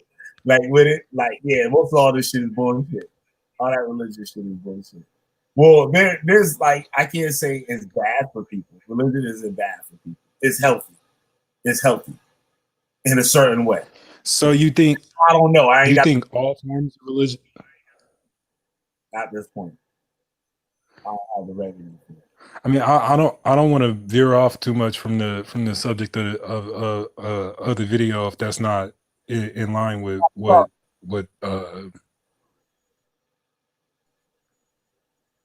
I'm sorry, I missed what you said. Yeah, go ahead. Say what you're gonna say. Don't worry about it. Yeah, I was just gonna ask if you would say that all religion across the board, I mean, speaking in generalities, of course, but like is I know what you yep, absolutely. Yeah, like okay. Yep, you made it come out, so now absolutely. I mean, I'm not particularly religious, so you're not gonna offend me, but I was just trying to see if I could sneak something up in there. I was just like, damn, man, just come out with it. You beating around the whole bush. I was like, damn. I don't know, when it comes to these subjects, I try to tread lightly because I know some people are very come in there, hit me in the head, and I like having the dialogue, but I don't. I try to be respectful too, also at the same time. So that's what I was trying to do, like with this show. But like now, it's just like it's whatever now. So it don't even matter. But that's what I was on at the beginning of the show. I'm just like, what are you trying to say? You're not saying it. I'm trying to see where you're trying to go, and I'm like, damn. He like walking me all around the park. Yeah, with the conclusion. No, I mean, all religions is the same shit as cults. Yeah, it is. Same shit. Same shit. Yeah. My original what I was trying to figure out was just the specificity of using Yahweh, and if there was something that like was specific around that, like if there's a certain flavor of like conditioning that happens with that, like just based off of it being that. But I think you were saying that it's that's what you have experience with. Yeah. So what the channel is about, like the whole channel. So it's like I do it like this to be an asshole because none of them say Yahweh, except like the Yahweh being Yahweh people. So like I put up Yahweh and that kind of like pisses them off a little bit. Oh yeah, because they have a different way of saying it. Yeah, so I just put it up. It'll be the white man way. So I just put it up like that, and I piss them off. Oh. So, what's your opinion on people who may not be a part of a particular organization but hold some of those same beliefs of the organization? Because I know that there are people who would consider themselves Israelites who are not part of like a IUIC or anything anything like that. Like, is it Same shit. It's the same shit. And there's a whole bunch of them online. I call them IIs, Internet Israelites. Like, they're just dummies. For one, because they really don't know the inner workings of how the movement is and like how it grew and the things, the structure. Everybody kept the same blueprint. It's like it was a handbook that was made. And when a new one opened, they all got the handbook. That's what it was like. The people that learn on the internet and they'll say, I'm not part of no camp. The hell with those camps. They talk down about the different organizations, right? I just follow Yah or whatever. But their beliefs, their ideology comes from the cult.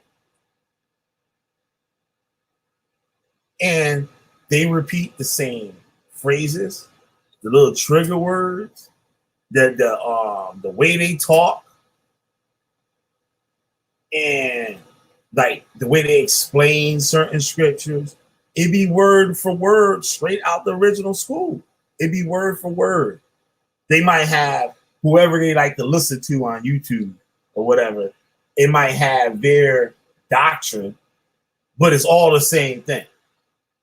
You know what I mean? Like, you a Hebrew Israelite, you believe that black people are not African, that the Israelites and they came through Africa and got on the slave ships, brought to America and became slaves and shit. And we supposed to come back to our real heritage and all this stuff. And this dude gonna come out the sky and save everybody, right? And we're gonna rule the world, and we're gonna have all the white people and all the nations in slavery, and we're gonna have all the white women we want, and all types of crazy shit gonna go down. And nobody gonna be able to stop us. We're gonna fly in the air and everything, right? They all got that same ideology. You can't take that from none of them. That's what they got. That's what they got in common. One might believe you don't have to put your wife away on a menstrual period. The other ones say you do. They might say, oh, we in captivity, so we can't follow all the law. Right? One might believe in Jesus or Yahweh, Yahshua, or whatever. Right? And the other might not. You know what I mean? That's the little differences. But it's all the same shit. Black people is Israelites. And that's just what it is. It's all the same. It all comes out from the same thing. So the people on the internet, they just stupid because they really don't know what they're listening to. This shit comes out of Harlem, New York. Harlem, New York City. The home of the hustle. That's what I was going to ask, is if you know the history of the Israelites in America.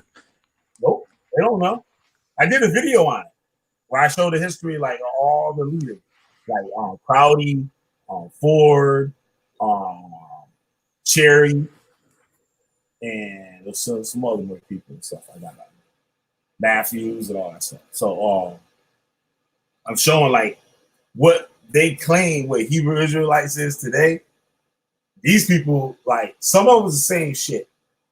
Well, all of them is the same shit, but some like when the 12 tribe chart got created, like it was first made as like just something to bring the people in, so they would stop and listen. It wasn't to be taken literal. And then after the man died, next person up, they made it literal.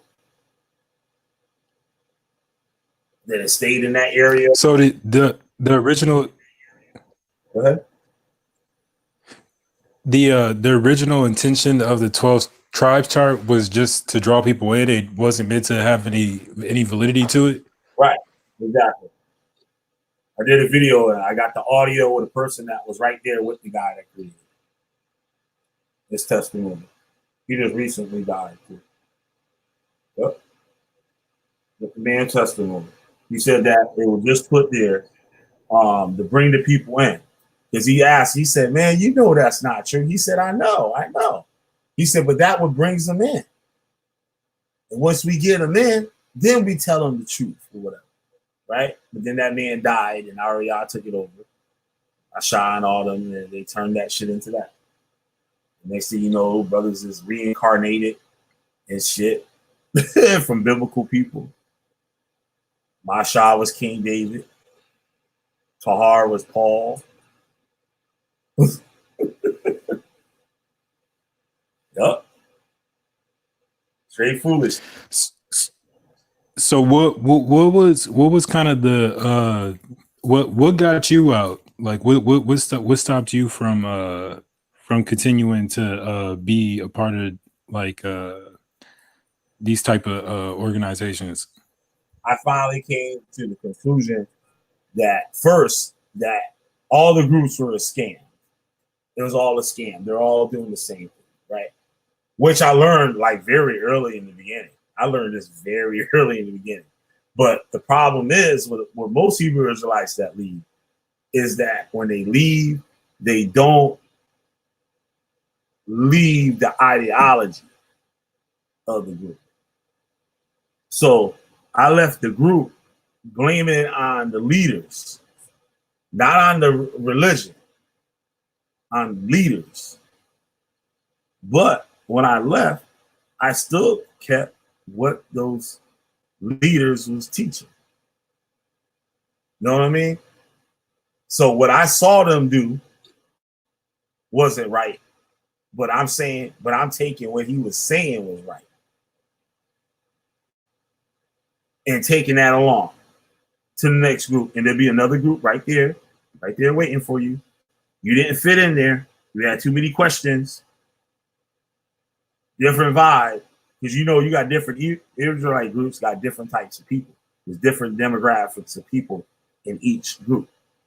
One group is catered, they're marketed towards certain demographics of people. You got some in this like your dirt bomb, this biggest, like that this don't want to work and do shit. Like you got a group for them, like that's like GMS. You get ISUPK, you got ex-cons and drug addicts and shit. You know what I mean? Dope dealers and ISUPK. So it's almost like a social organization. Yep. And you hang around with each other all day. That's your new family. Nobody else matters. Nothing else matters. It's y'all against the world. Against the world. Not the hood. Not the quarter. The world. Straight up. Up against the world. And they your brothers. You call everybody brother and sister. Yup. And everybody else is wicked. And this is a question that I usually ask that stops a lot of Hebrew Israelites in trap. Because they supposed to kill everybody. Like when their God comes back, Jesus or whatever, pop through the sky or whatever. Right? And they're supposed to kill everybody. So I asked them, will they kill their mother and their father? And their sisters and brothers? When Yahweh come back, when you pop through the clouds, when y'all supposed to go on your like crazy march and start killing everybody. Is that what that's what you're gonna do? They never want to answer. Yup. But the doctrine kind of calls for that though, doesn't it? In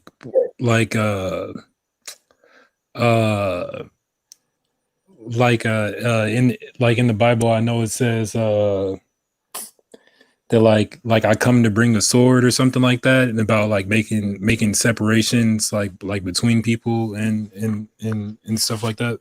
Yep. Separated the sheep from the goats. Yep. That's how it go down. That's how it goes down, yo. Yo, the motherfuckers will kill your ass and shit, straight up. Let something fall out the sky. Lock your doors. Telling you. I say that shit live on air. Y'all better hope no nigga don't fall out the sky. Because these niggas is gonna lose their mind. Yup. You see this shit with the Tazadakia. You know about Tazadakia, right? The cult leader that just died. I've heard the name. I've been looking at like, you know, different type of conscious information for a little bit now, like doing my own personal studies and things, but I really got like more knowledge about the Hebrew Israelite movement from you know, Son Netter, and because he used to do a lot of videos of them, and I like intellectual discourse, so like listening to the different debates and stuff like that, and like on the quest for truth and trying to find out things like that was always interesting to me. So I know about a few of the different, you know, groups and like, you know, variations of the like movement. That you see, you're a prime candidate. You're a prime candidate, just like me. But I was like, I'm not big on the social organization stuff though. they'll find it. They got a group for you. You'll find a group for you. You'll find them. You'll find them, and they'll find you. Yup. You searching all this knowledge, you studying all this stuff. That's what I was doing. But we had crazy stuff back then. Like we had like Malachi York and like, you know what I mean, the 5%ers and stuff like that. And like we didn't have no internet like that. Like we had the internet, but it wasn't like popping like that. Where we would know how to find all this stuff and whatnot. You know what I mean? So nobody knew how to really research stuff.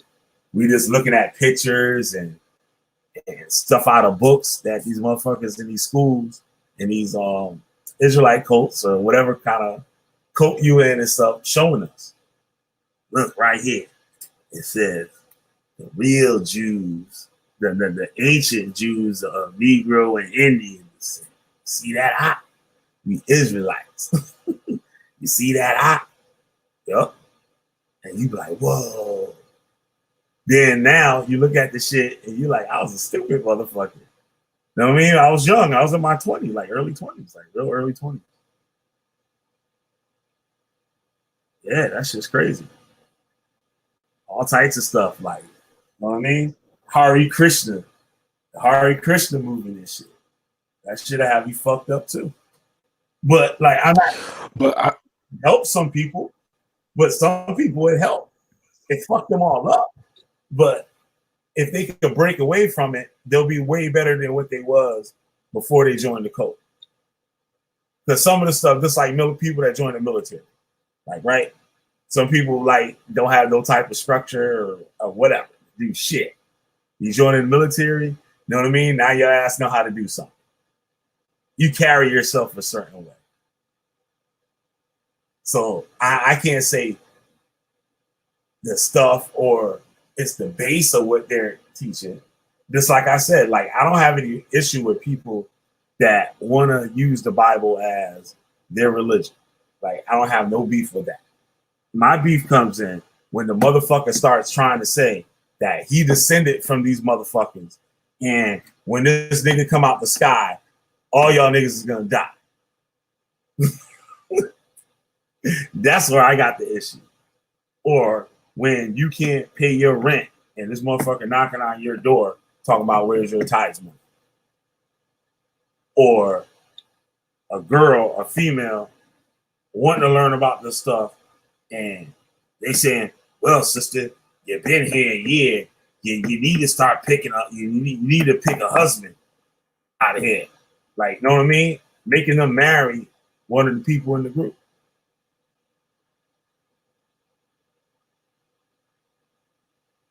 Know what I mean? So you gotta have some old dirt bomb nigga in the group that who knows, nobody knows nothing about him. He could be a rapist. He could have like psychological issues. Know what I mean? Or whatever. And they push this nigga up on you. so-called marry you with no papers, with no paperwork. So according to their doctrine, the women supposed to give up sex whenever they feel like it, and all this shit. They can have many kids or whatever, like, you know what I mean? And they just gonna straight up like hype that shit up. They got scriptures for it and everything. But can't the? I mean, I hate to. I don't know. Sometimes I like to play devil's advocate and like I recognize that that's not always a good thing, but can't the same be said for what would be considered to be an official marriage, like a government sanctioned marriage? Because it's the same thing. It's like a body of people coming together and saying, hey, this is legit or this is official. Like, what makes one more valid than the other? Is it an ability to execute like what the document says, or like it should be legal, right? The reason I said it should be legal is in that group, right? So now you marry, you can't be unmarried. If you do, it's punishable by death. And who knows what nutcase they have in there. None of this shit is regulated. There's no documented proof. This brother could run off, kill the woman, run off, and never be found. And nobody know where he at. And know what his name is? It'll be Harakaza or Yahaya or some fucking crazy shit. That'll be his name. This woman will go 5 years with this dude, got like five kids. And all she know is this Hebrew Israelite name. And don't think that don't happen. It do. All they know is that. They might be even so birth in the house. So they don't gotta go to the goddamn hospital or nothing, the doctors and nothing. Have your baby vegan and everything. So it's basically like an extension of control within the group. It's total control, like everything. Like you don't get no time to do shit, but fuck with them. That's how it goes down. From the minute you take an interest in it, it's like a salesman. I don't know if you ever done sales like before and stuff, like sale calls and shit. Like, yeah, I have. Like, okay, you ain't there. All right, when you gonna be back? When you gonna be there? I'll be there.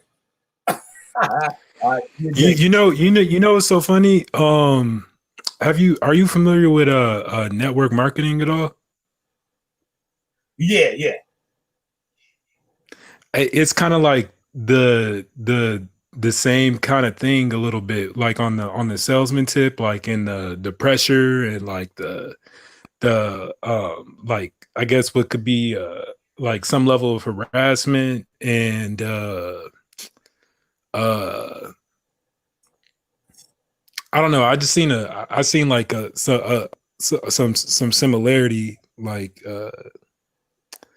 in between the two, with like having a specific like type of thinking, and right. I don't know. That might have been a little bit out there, but persuade your customer to think the way you want them to think. Yeah, exactly. Yeah, you just persuade them to think what you want. Like it's certain approaches. I used to do it. My shit was like on a preset. Like I know what type of dude I'm calling. I know what kind of money that business generate. Like, you know what I mean? I know what they key sales and stuff, what they sell the most out of there. Like I get all these little like leads and stuff, like little tips and stuff, little info on each group. And I call up and I'm shooting my shit. Like, and they're like, yeah. Like, yeah, they get that card number. Yep. So you were like, was it like a conscious awareness of trying to recruit new members? Like, nah, I wasn't a recruiter. I was just all on myself. Like, I was an independent salesman and stuff. So I used to work in the skateboarding industry. Oh, I thought you were saying in the organization you were part of, they had you like trying to reach out to people for recruitment and things like that. Yeah, definitely. Like you at work, they give you flyers and stuff to pass out to people. So you at work, and on your lunch break, you reading the Bible. You're not even eating. You reading the Bible, going over these breakdowns they give you. And now everybody's like, yo, what the hell you doing? Yo, you're not even eating. You just read this damn Bible up there. Or they won't allow you to read the Bible in there, and you call everybody demons. And when Yahweh come back, you're going to come back and kill everybody. And they throw you out of there. And you lose your job. And then you just be going to the school 24/7. Or you read your Bible and at the lunch table and stuff at work, and the people are gonna ask, and you passing out flyers, and then you can be talking about the white man and stuff that work with y'all. Yeah, you would eat a mite. We gonna kill you. We gonna kill that old cracker. And that's what it be. That's what that shit be. Yep. What I think is interesting about it is that like it's you like because we don't have a concrete answer of what happens after like when people die and stuff, like that you could take that and use that as a means to control somebody, you know what I mean, and be like there's this invisible thing out there that like either I'm in touch with or I have some type of connection to, but you don't. And if you don't do what I say, then like you're gonna reap the like what can negatively come out of that. You know what I'm saying? Look at alcoholics and drug addicts. Look what they do. They go to rehab or some shit. They come out, they be Jesus freaks. They come out, give you street, and they go on harder than anybody. They're on the corner. But that's because of AA though. Yeah, like AA or whatever. Yup. Yeah, AA is the same shit. Because in AA, you have like the tenet that they and it's funny because I actually seen I don't know if you're familiar with Penn and Teller, but they used to have a TV show on Showtime called Bullshit, and they used to basically just like go through different things, you know, in society and like try to like I guess like do some type of breakdown about it, because I guess they were like atheists or whatever the case is, but they were talking about AA and how people can that people don't necessarily have to go that route as a means to like stop their addiction, but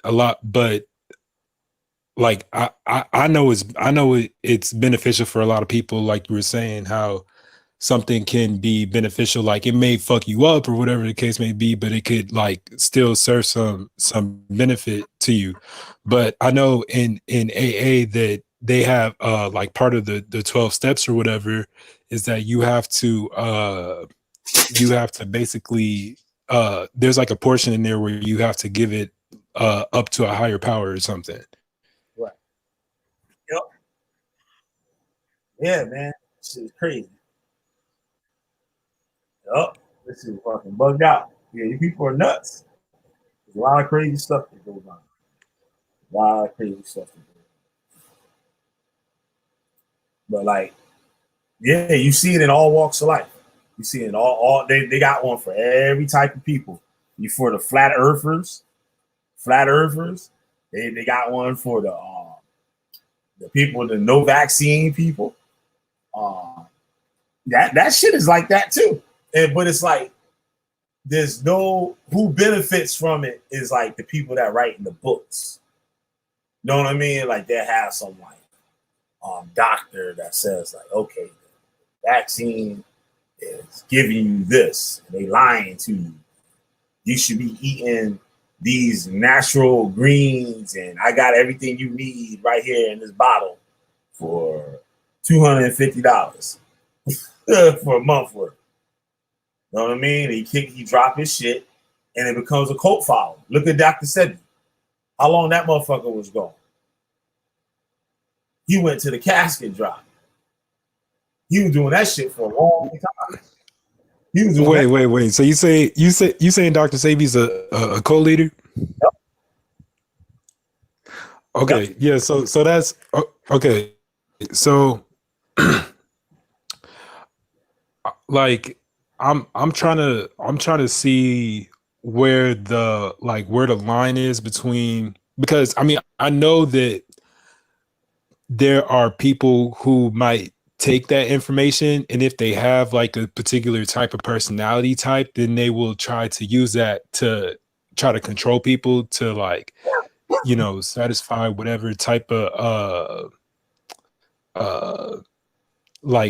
mental thing that they have going on, or whatever the case may be. But eating vegetables is good for you, you know. Right. You get what I'm saying? Right. So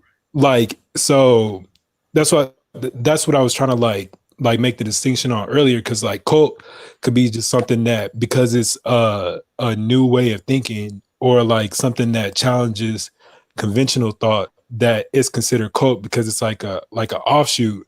But then you also have this other phenomena of where people are trying to take information and use that as a means to like get people to operate how they want them to operate. I gotta beat up on Dr. Sebi. And you brung it out of me. So Dr. Sebi, right, told people he could cure them of AIDS, cancer, and all types of other crazy shit. Right. The man went to court, right, on these claims. There was a decision in court for him to pay a fine and give back all these people their money. And he had to no longer make claims of curing anybody. My bad, I didn't know how long you dropped out. I was talking about Dr. Sebi. And I said Dr. Sebi made a lot of claims that wasn't true. He went to court. He told people that he could cure them of these diseases, right? And they came to a deal in court. He paid a fine. He paid all the people back their money. And we can no longer promote products saying that they cure or heal people with anything. And the man left court and lied and told people that he won the court case. And he made the claim that the judge asked him, did to show one person that you've cured, one witness that can come in here and say that you cured, right? And he told him that when it was time to him to bring the witness there, he brought 77 witnesses, right? That's what he tells people. I thought this court case was like in like the late 90s or something like that. This court case was in the 80s. But the way he talked about it, like I've been hearing about this court case and stuff, it's like recent. So I'm thinking like it's a recent type thing. This thing happened a long time ago. And I never knew about it with him. Like I know about Dr. Sebi since the 90s. Right? So he lied to people and said he brought 77 witnesses. Right? He lied about the judge that he had. Right? To get him out of the thing, and somebody tried to look it up, right? And he's been rocking that lie for decades. This is before he died and stuff. I saw an interview with him and he was talking about that. And none of that shit ever happened. The man he used to talk about viruses and stuff. He didn't know that you could see a virus in a microscope.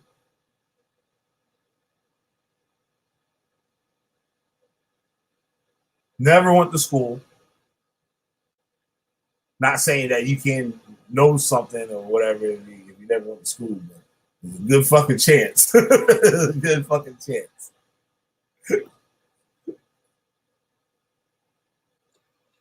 You still there? Yeah, I'm here. Yeah, I definitely hear all that. I just don't know. Like, I feel like on an official level that like, you know, things that are supposed to purportedly supposed to come through like reputable sources or people who are, you know, considered to be experts in their field or whatever, that they don't it's not always representative of what the truth is. You know what I mean? And that I feel like humanity in general, that there's like a lot of things that we don't know. So I try to evaluate things like at a face value level, and not just say, oh, because you are so and so that I must, you know, take credence to what it is that you say. You know what I mean? I try to look at the information as opposed to saying, oh, you have this. I mean, accreditations do help, but like, I don't think that that's everything. And I don't think that you should,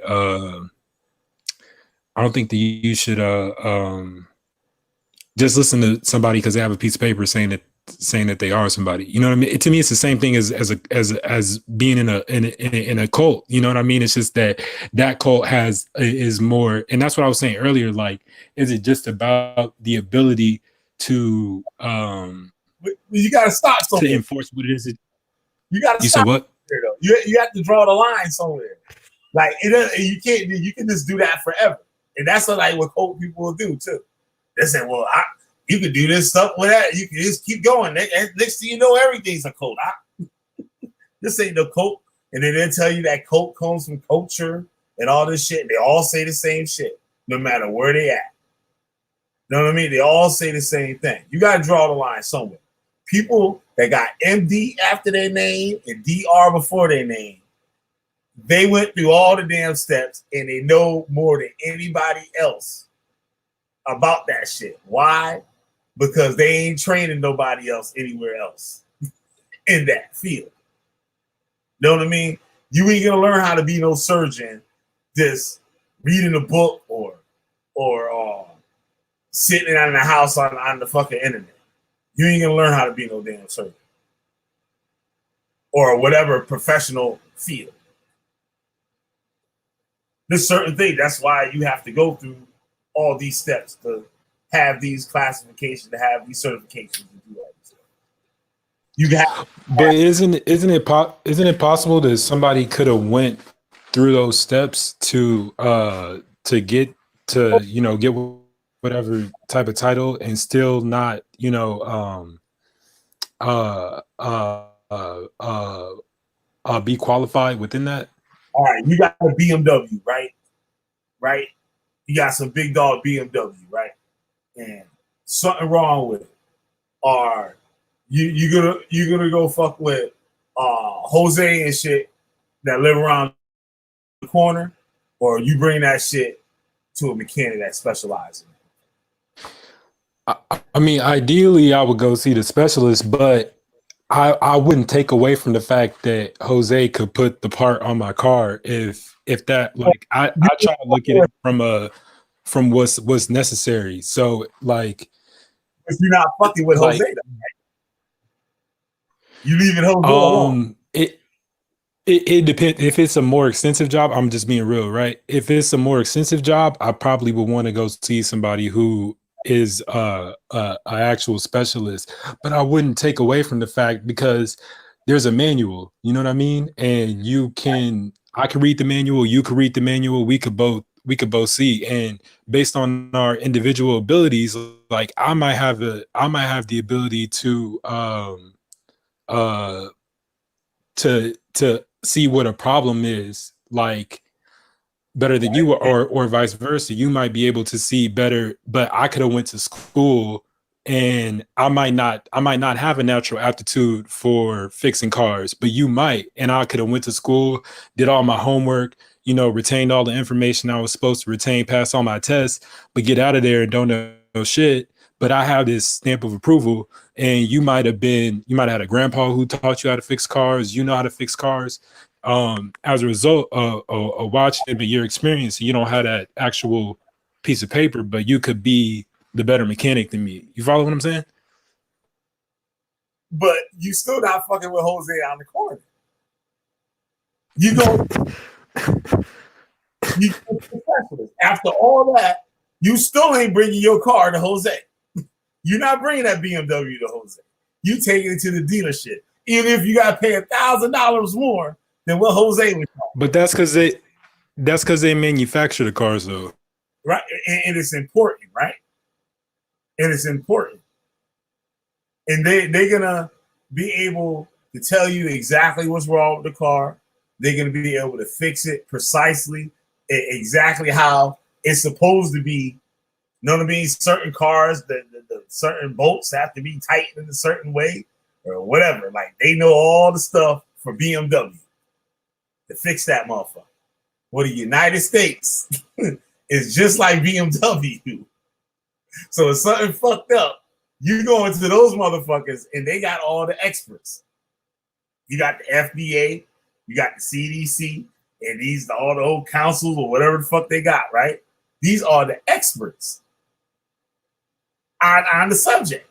They got specialists. Just like a dude I played in the video, he's worked with the FBI. He's worked with the court system, being on witnesses and stuff like that with his expertise and the courts. He's a specialist. Okay. So what about I'm sorry. He there is because he did the steps to do all this shit. He went the steps to do it. So when it like I know we went off topic a little bit, but when you were saying that broke down about, it was, I forgot where it went. You tell me. Go ahead. No, I was just saying, like, okay, well, one point to make real quick, I was looking up the definition of cult because I knew there was more than one definition of cult, and I just wanted to bring that to the conversation. But so the first definition says a religious group often living together whose beliefs are considered extreme or strange by many people.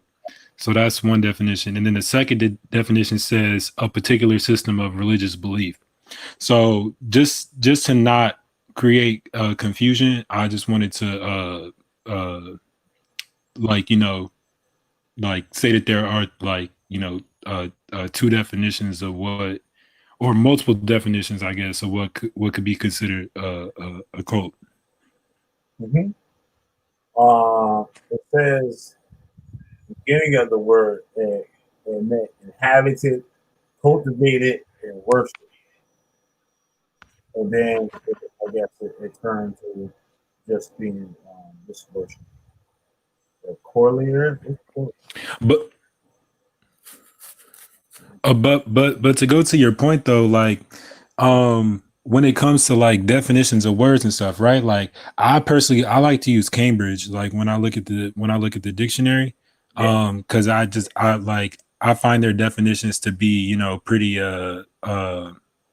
like a representative, and then also there's an organization around it. Like I'm sure Cambridge has like a board, and it probably has like a bunch of professors on there, and like people who teach and who were scholars and who are like reputable. And so to go to what you were saying, like, you know, if you were having a problem, like who would you want to go to type thing, like I definitely understand the thought behind that, but I just don't think that that's everything, because I think that there's some doctors out there that are probably absolutely trash, you know what I mean, at, you know, like telling you what's wrong and helping you to get to a place of actually being healthy or whatever the case. Yeah. Like there was a video that I saw recently about a doctor in California. And he was saying about like the whole like COVID thing, and that people should be able to go back to school and work and all this stuff, right? And the man and all the conspiracy nut people, they're saying that this doctor is saying that there's no cases and that he spoke to the healthcare department or the health department or whatever, and they agreed with him, right? But the actuality or what happened is that he didn't even speak to the people about the shit. The man lied. But he's a doctor. People agree with him. He went to med school and all that stuff. But he's not in charge of a whole city or a whole state of people. He's a doctor. He has an opinion of what's going on where he work at. He's not everywhere, like, you know what I mean? Like all the hospitals and stuff like that. Because I heard that the hospitals is filled with people. I don't know where people are saying like empty hospitals and stuff like that. I don't know where that's going. Yeah, the hospital. I think it depends on where you are. I think some areas are is more people than others. Right. Yeah, of course. Yep.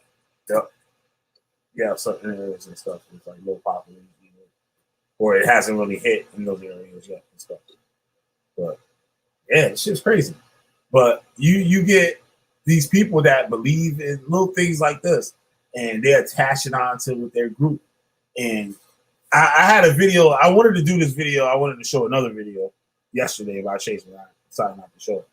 But it was a Hebrew Israelite group that was talking, and what I noticed about the group, it was GMS.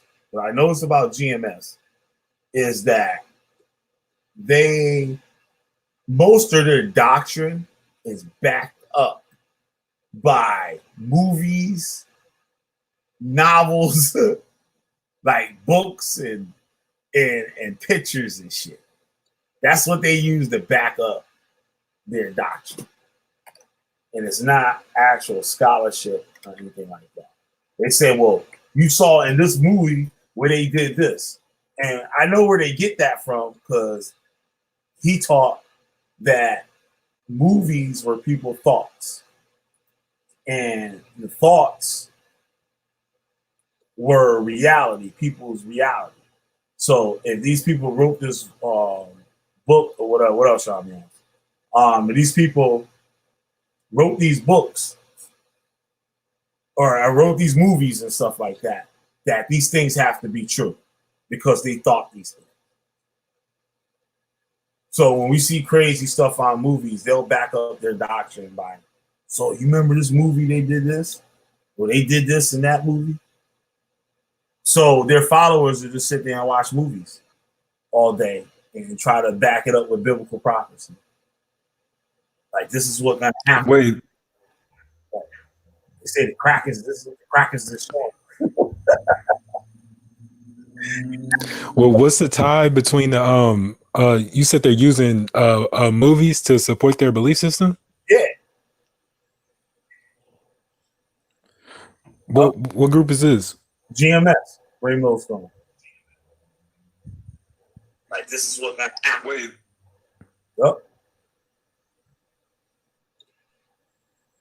It's crazy, man. Movies.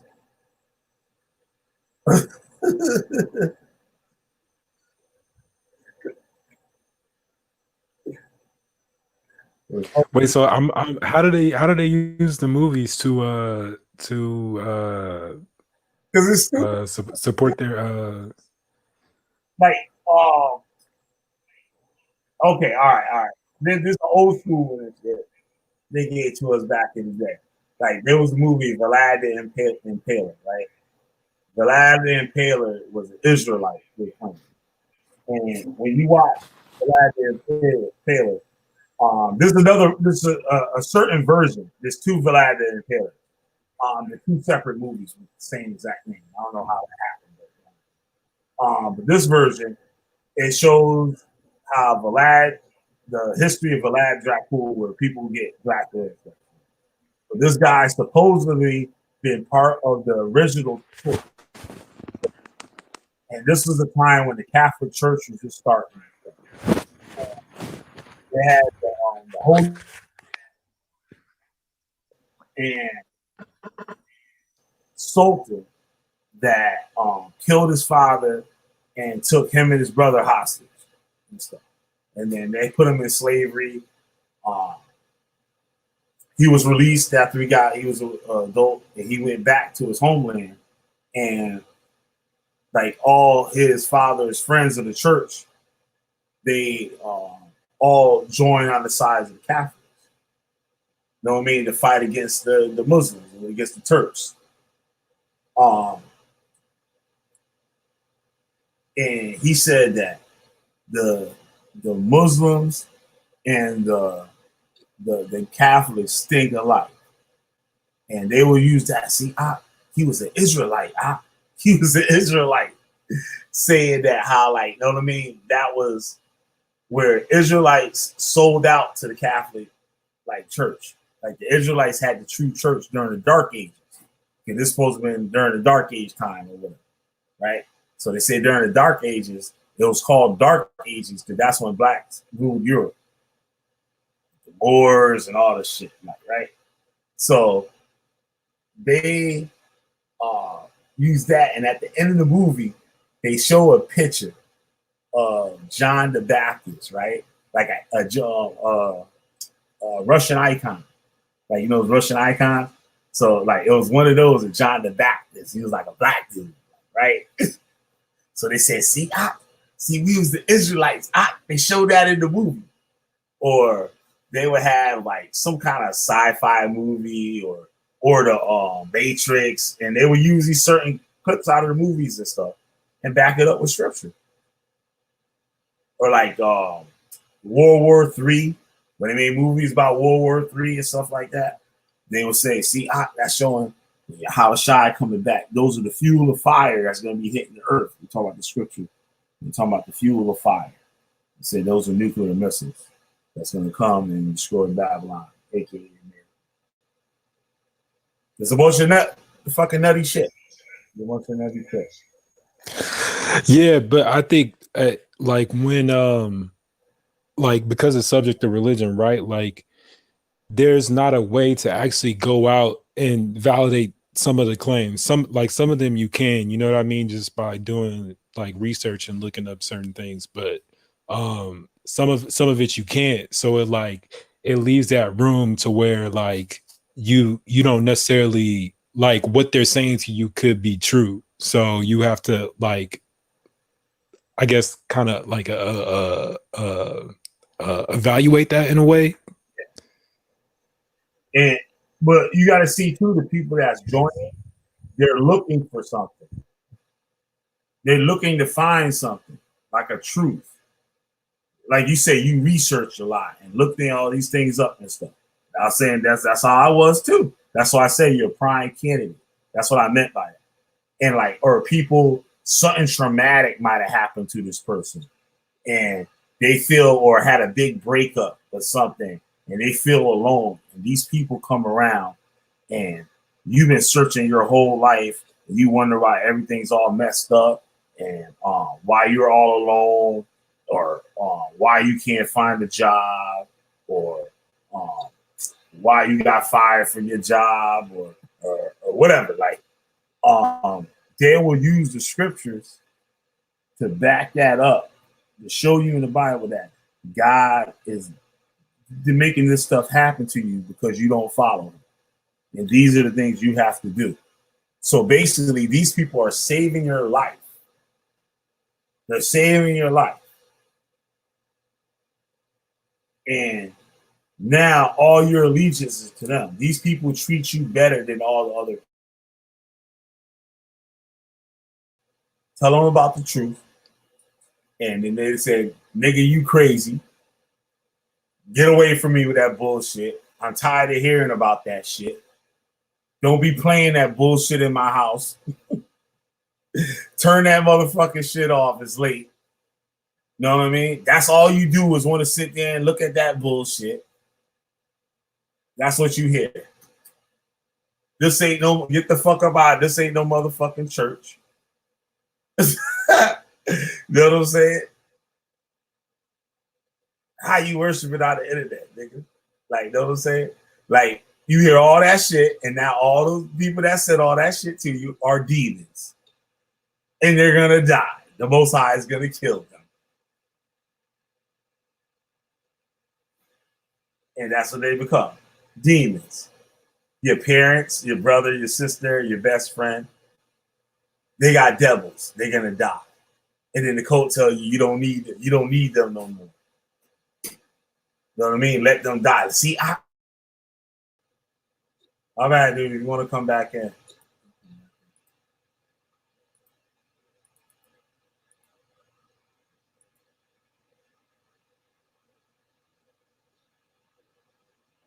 YouTube gave me an editor now, so now I can edit out a lot of this stuff.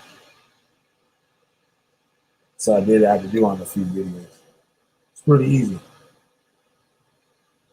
Damn, we only been out here 3 hours? Damn. All right. I wanted to play. There was something. There was something else I wanted to do. I can't think about it. I'll just close it up. We had a decent show. But wanted to play the rest of that Kabbalah thing. Sure. But y'all get it. Y'all motherfuckers get it. I got a gazillion videos and shit telling y'all motherfuckers. Y'all just wait till the next one. Give me some more.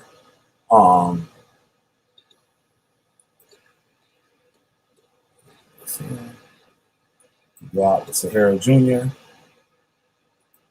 And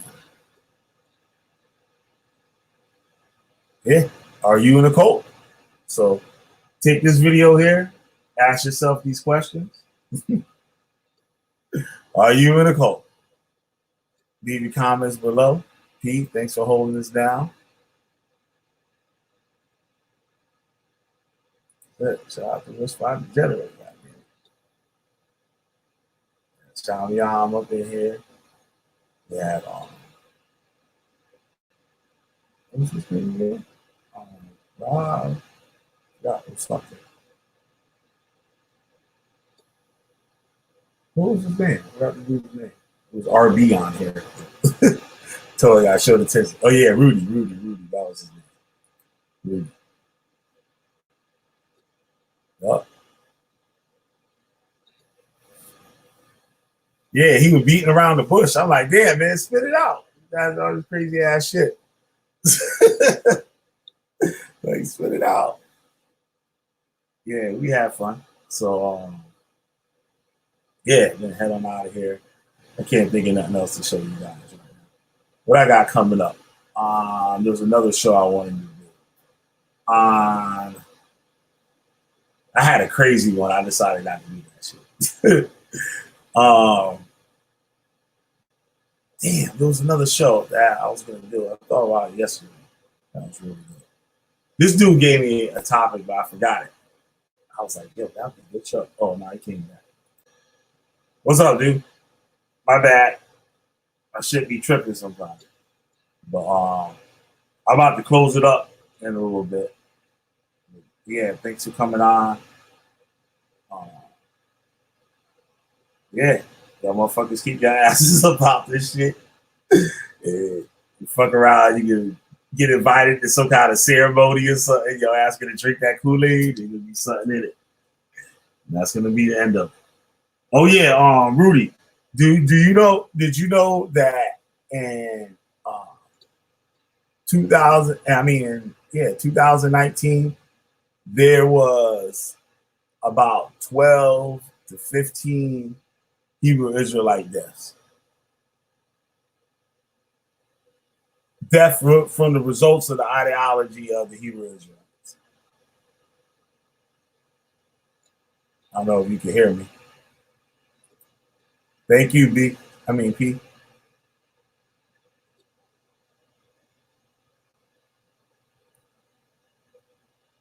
Oh, can't hear him. Yeah. Yeah. Yeah, gonna head up out of here. Rudy, you want to say something? Now's the time. I'm about to close this bad boy up before I fall asleep. It's early too. It take me a nap. I might get back up and do another show. I might do that if I get the energy. I'll do it. I can think of that other show. What else I want to say? Something I had else I wanted to do. That was pretty cool. I don't know. I'll think about it next time. But you can head up out of here. You got a big